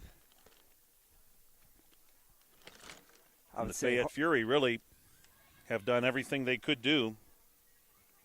To this point, they have maxed out in that 5th inning what they were able to score. Say Hark really realistically needs at least 2 this inning, Josh. I would think so. You don't want to be in much bigger of a hole than you are. Probably if you can score 2 and get it 10-7, you can afford to give up 1. 4 runs, especially given the power that a couple of those Hark bats have, not impossible to overcome.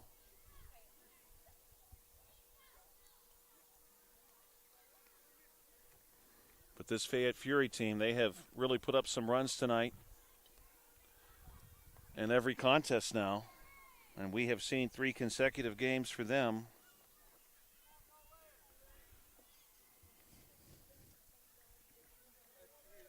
And they have scored in the double figures every time.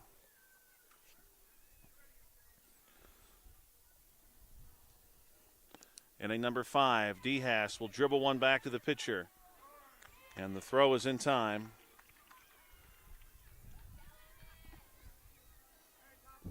Top of the order.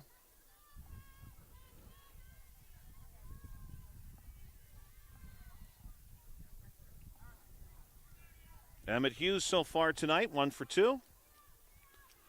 Some really fine work in the field. This one is going to be shot toward Mosier, who gloves it, flips it on to first. 4-3 on the putout. 2 down.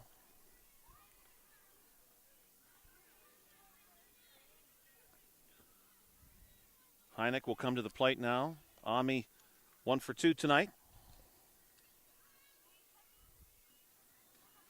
Has also been strong in the field for this Hark team. And he's going to pop one up, and it's dropped. So Heineck is able to reach. Break there for Hark. And we'll see if they can't capitalize. Heineck moves well. Landon Glisson, 2 for 2 tonight, 3 RBIs. He has doubled and homered. He'll look at the first one. He'll be followed, if he's able to reach, by Finn Rydell. And this one is hit out of play.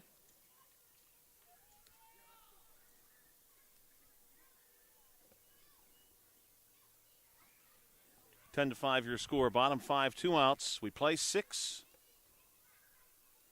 Championship game. Fairchance 8U baseball tournament. Started yesterday. Glisson's going to roll one. Mosier knocks it down. Will not be an easy play. And they're going to call him out at second base. No, safe. I thought the initial call there, Bill, was out. Well, I'm glad it wasn't. Yeah, that was a close play. I thought he was going to be safe, but it did end up being a bit closer than I thought it may be. And now we'll see Finn Rydell with 2 on. And Finn smacks one to short. Trusky's up with it, flips to third, and they'll get the lead runner.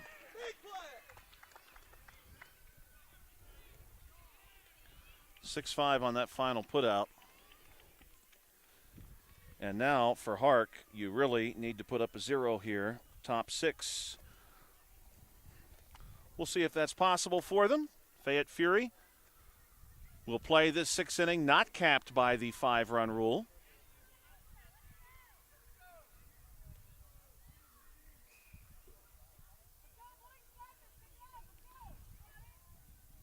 We'd like to thank all of our sponsors again who have made it possible for us to be here. Of course, our township supervisors, Bob Schiffbauer, Rick Vernon, and Jason Scott, our friends at Armstrong and Breezeline Cable, and our friends at CUTV, including Gary Smith.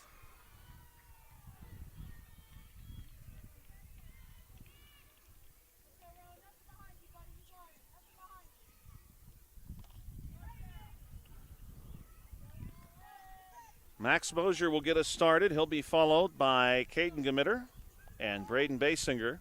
Hark's going with a little bit of a defensive shift here, Josh, in the outfield. Yeah, they've got one very shallow center fielder in that no man's land spot. Yes. Interesting. Nice little coaching adjustment. Yeah.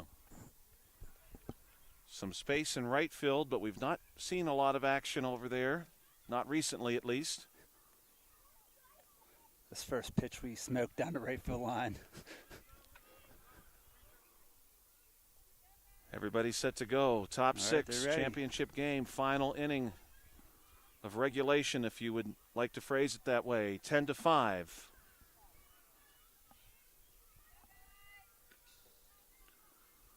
Swing and a miss here. The Fayette Fury able to drop 5 runs on Hark in the previous inning. We did have a 5-5 ball game. Both of these teams have led at different points.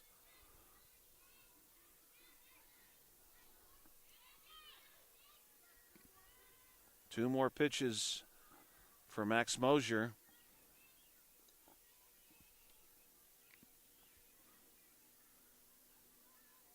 And now just one more.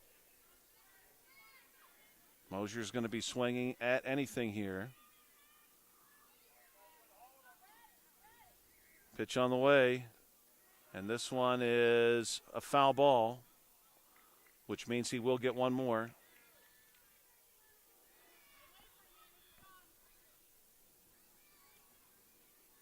High-profile situation. A lot of pressure here on the pitcher, Josh. Yes. A great deal of pressure. Good-looking pitch. That's got a piece of it. Foul tip. He'll continue to battle. Another good one. This one's hit on the ground and will ricochet off the shortstop and roll into shallow center field. So a runner on first base. Caden Gamitter tonight's 1 for 2 in this game. 2 of 3 in the previous contest against Fairchance. Drove in a run in that game.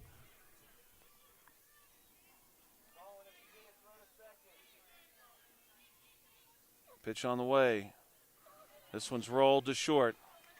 And this one is able to sneak through, and they're going to try to send the lead runner. Toss goes over to Dice, and a slide into third base is safe. Now the backside runner sneaks up, and the throw is going to go into the outfield. And that allows the lead runner to score. Mosier comes around, and Gamitter ends up at second base, and it's 11-5.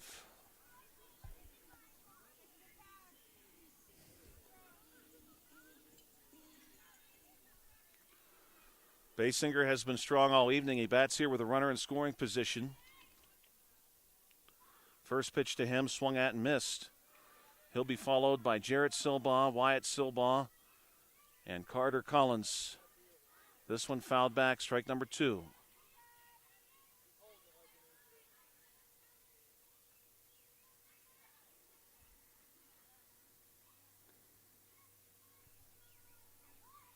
Pitch on the way.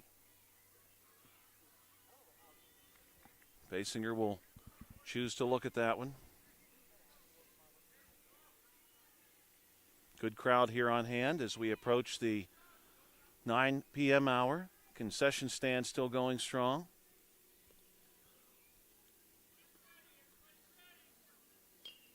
Here's one hit on the ground, knocked down by the pitcher. Flip over to first base is going to get away. It goes wide, and they're going to send Gamitter around third base. And he's able to score. 12-5.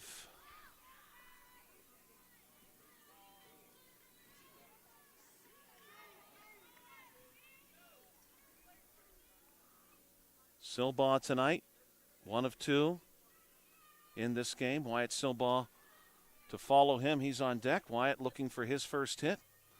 In the hole, Carter Collins, 1 for 2.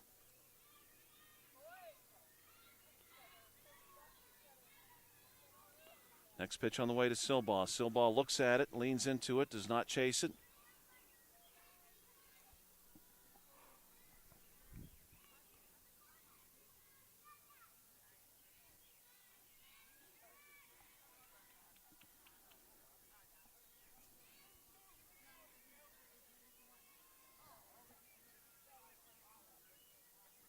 Next pitch on the way to Silbaugh. This one's hit to third. Ball is able to roll through, and it gets through all the way now into left field. Ball is tracked there, thrown back in, and we're going to end up with runners on second and third base. Still no outs. Still no outs.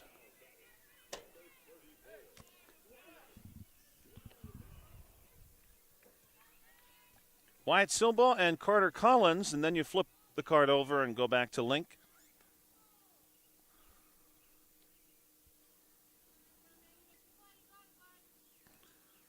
This one is going to be hit in the air. Good spot, drops right into left field. That will score 1. They'll try to send 2, and they will get both. Runner is going to move up on the backside of the play to second base, and it's 2 RBIs for Wyatt Silbaugh.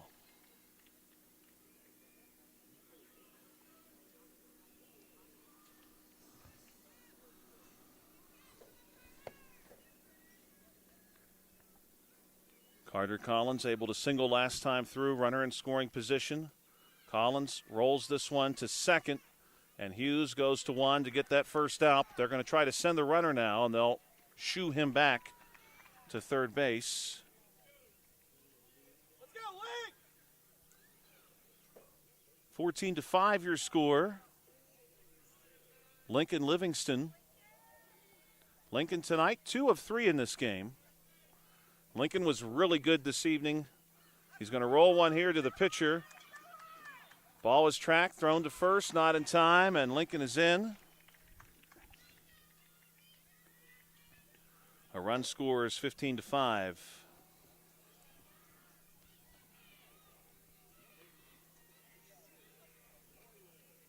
Asher Moreland and his brother Graham Moreland have both homered in this game. Asher homered most recently. He'll look at one down low in the previous game. Asher and Graham also each homered. And this one is shot down the left field line all the way into the corner. They're going to call that ball fair. And Asher is on the move. Lead runner's going to score. Moreland now around third. Long throw to the pitcher. And they're going to send Asher back to third base.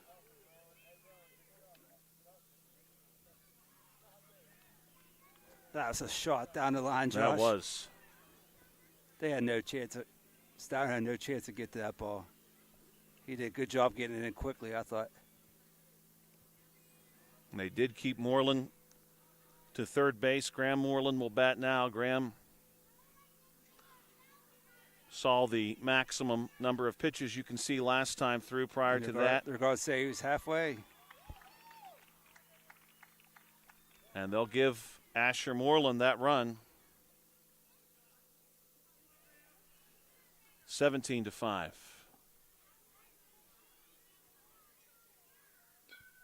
Graham is going to smoke one into right field, and that one gets down the line. That could be inside of Parker, Josh. Probably. Graham at least to third, and here's the relay to the pitcher, not in time. Well, we'll see. Maybe in time. And they will send him back to third base.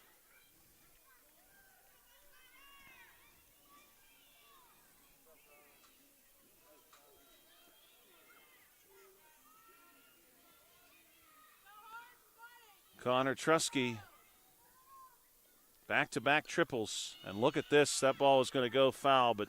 Oh. And... It's foul. It is a foul ball. I thought it was foul. Close down the line. I thought he was going to get to it, Josh.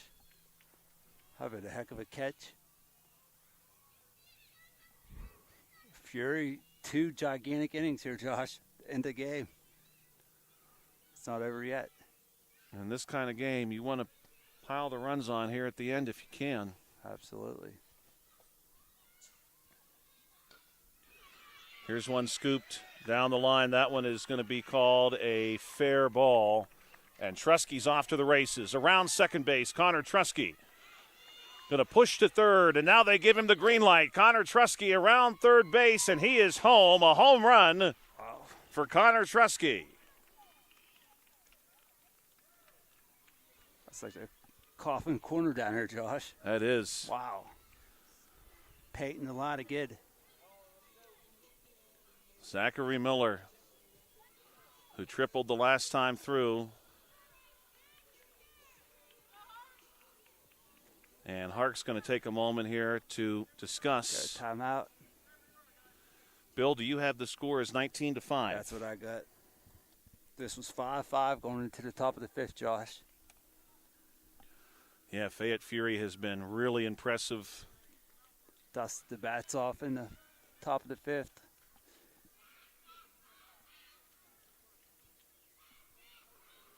Hark will break up their meeting.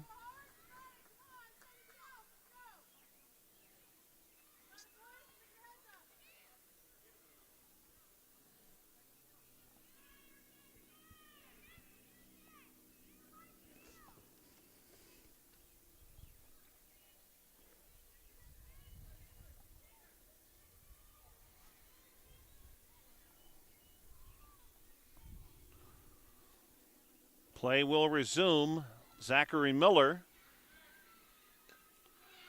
will launch one, but Hughes, a diving stop. What a catch. Put that one And in the that's a highlight reel. timeout well spent. Yeah, diving catcher by Hughes. Awesome play by Emmett Hughes. Good solid contact by Miller, too, but a great defensive play. Josh, what makes that more impressive is it was his non-glove side. So he had to go across That's true. his He's body diving to catch across that. his body, yeah. So that makes that even a little more impressive. This one's going to be popped up. Manny Dice gives it the glove. Coach Katie Rydell should have called that timeout about 7 runs ago. Yeah, that was an effective reversal there, at least for Hark. They obviously have the yeoman's work to do here, but 2 quick outs. And right now you just need to get the bats to work and keep players on the bases, smart base running. Get yourself every opportunity here to find your way back into this ball game. One final on this date in history as we get ready for the bottom of the sixth on this date. Back in 2005, astronomers announced the discovery of the dwarf planet Eris, which orbits at 96 astronomical units. The Earth orbits at about 1 astronomical unit, so this body is 3 times deeper into space away from the sun than the likes of Neptune or Pluto. But its discovery would encourage astronomers to reconsider their definition of a planet. And not long after that, we went from 9 planets to 8 planets.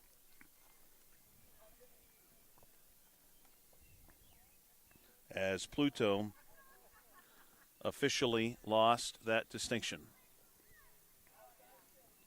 Unfortunate for Pluto. Yeah.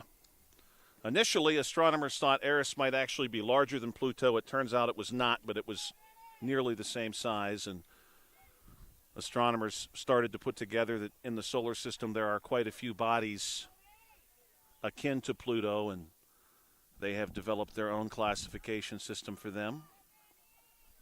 Pluto demoted.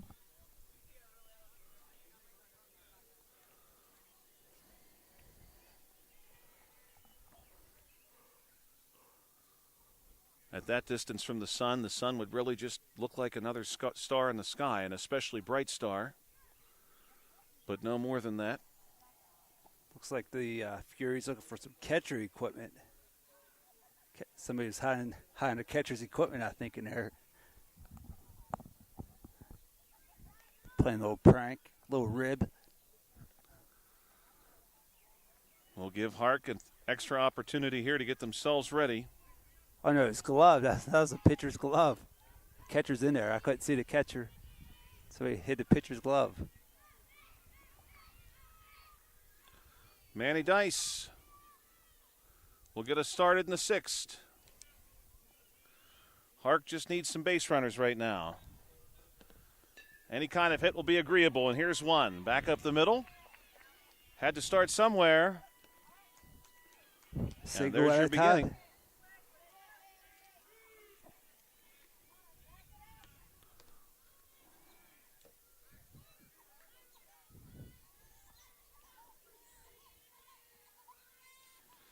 Elijah Nesser, 2 for 2 tonight.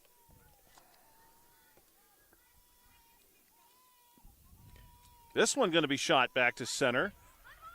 Knocked down there. Ball will ultimately die in the shallow center field grass. 2 on. Those hits very reminiscent of each other.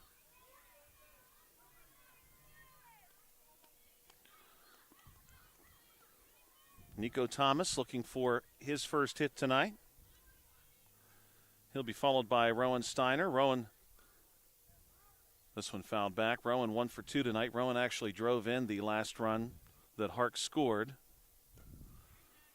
Made that a 5 game. Nico hits this one deep to second. Throw to first is going to bring the first baseman off the bag. Bases were loaded for a moment, but then a run squeezes home ahead of the play. Manny Dice comes around and scores a run. And so Nico gets the RBI.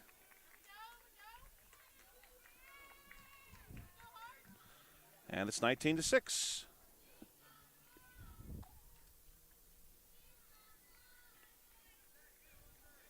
Rowan Steiner with a chance to bat with a runner in scoring position. He fires one back through the hole over the Keystone. Nico safe. No, they're going to call Nico out at second base. Wow. And a run scores there, but you trade a run for an out. Absolutely, if you're the Fury.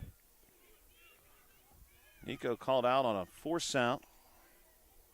Fielder's choice then for Steiner.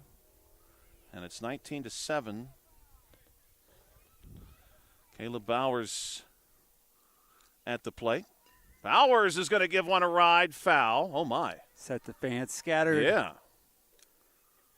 A few spectators went to make a play for it. A few spectators, I think, had no idea it was coming.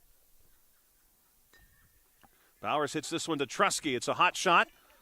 And the Fury not quite able to recover in time, so we've got runners on first and second now for Hart.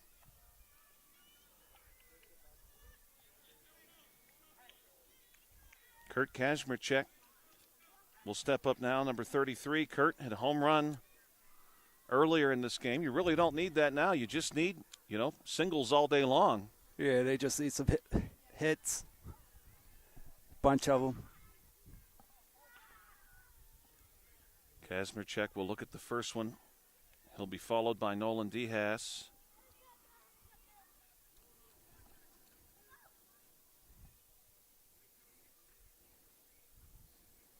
(19-7). Couple of runners on for Hart, one in scoring position. Nolan on deck, in the hole, top of the order. Emmett Hughes. This one is well hit to third, and that one caroms off a glove. And my goodness, we're going to try to squeeze a runner home for Hark, and just barely, if they let that stand. And they're going to call him back.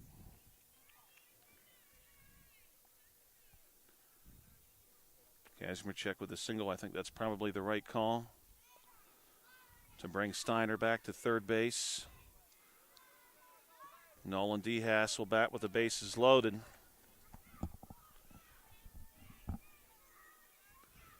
Couple of very well hit balls here for our squad from Hopwood.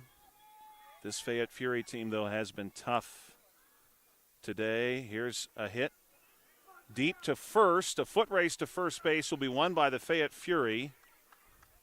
And that's 2 outs. A run did score there. 19-8. And now Hark is down to their final out.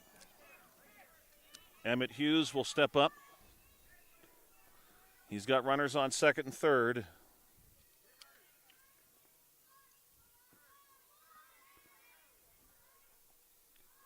Hughes looking for one to drive. He skips this one down the third baseline. They had to get a tag there, and he's safe. Oh, he is safe. They had to get a tag. There was no force play.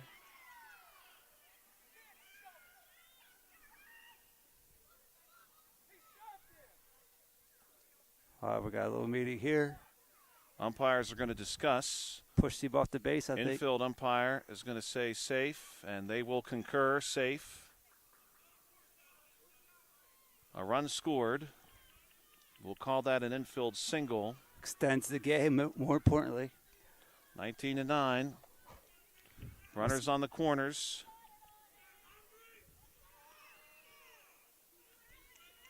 Ami Heineck, 2 for 3 tonight. He's going to pop this one foul. Nearly out of play. He'll be followed by Glisson, Rydell, and Dice. If Hark is able to get that far, the score, at very least on paper, is going to look interesting. Heineck is going to dribble this one down the first baseline. A play, flip to one, and they do it. And the Fayette Fury are your champions. They have won this game by a score of 19-9.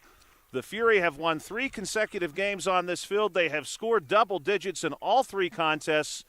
They saved the best for last. They scored 19 runs here tonight in the championship. They win 19-9. To get to this point, they first defeated Smithfield. Then they were able to hold off Fairchance, the hosting team. And here they knock off Hark, who was the higher seed coming from the other field. And a great night of baseball, certainly, Bill. We ended up having some great weather, which we can be grateful for.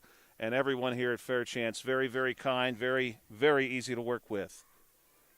Yeah, Josh, it's a great day, great evening. Weather was great. Everybody out here was very nice to us. Well-run tournament. As broadcasters, you can't ask for anything more than that, right? No, you cannot. And now we're going to see who's recognized as the player of the game for each team.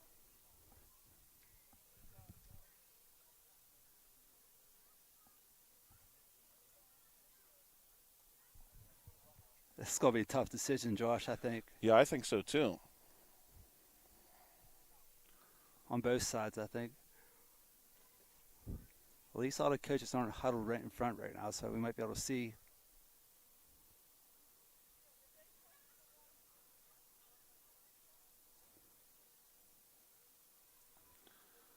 Conversation continuing. This guy's still in the base like Ricky Henderson.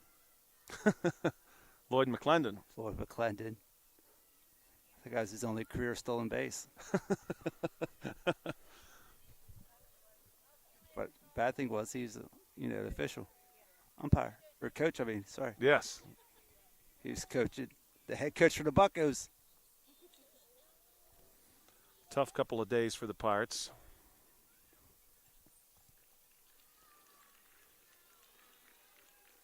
And I think that's Manny Dice, Bill. Manny Dice. Player of the game. Wow. For the Hart team. Oh, he's going to be excited about that.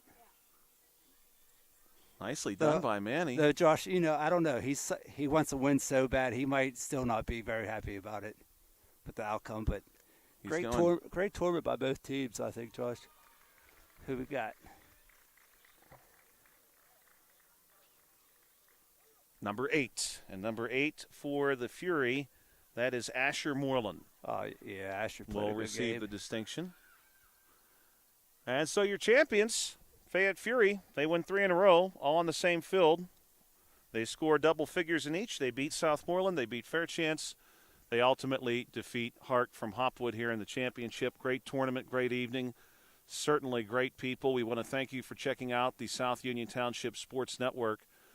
This network is a joint cooperative venture with Township Supervisors Bob Schiffbauer, Rick Vernon, and Jason Scott, along with Armstrong and Breezeline Cable, and our friends at CUTV, including Gary Smith. Again, your final score here for the championship, 19-9 in favor of the Fayette Fury for Bill Dice. I'm Joshua Scully. You've been watching the South Union Township Sports Network.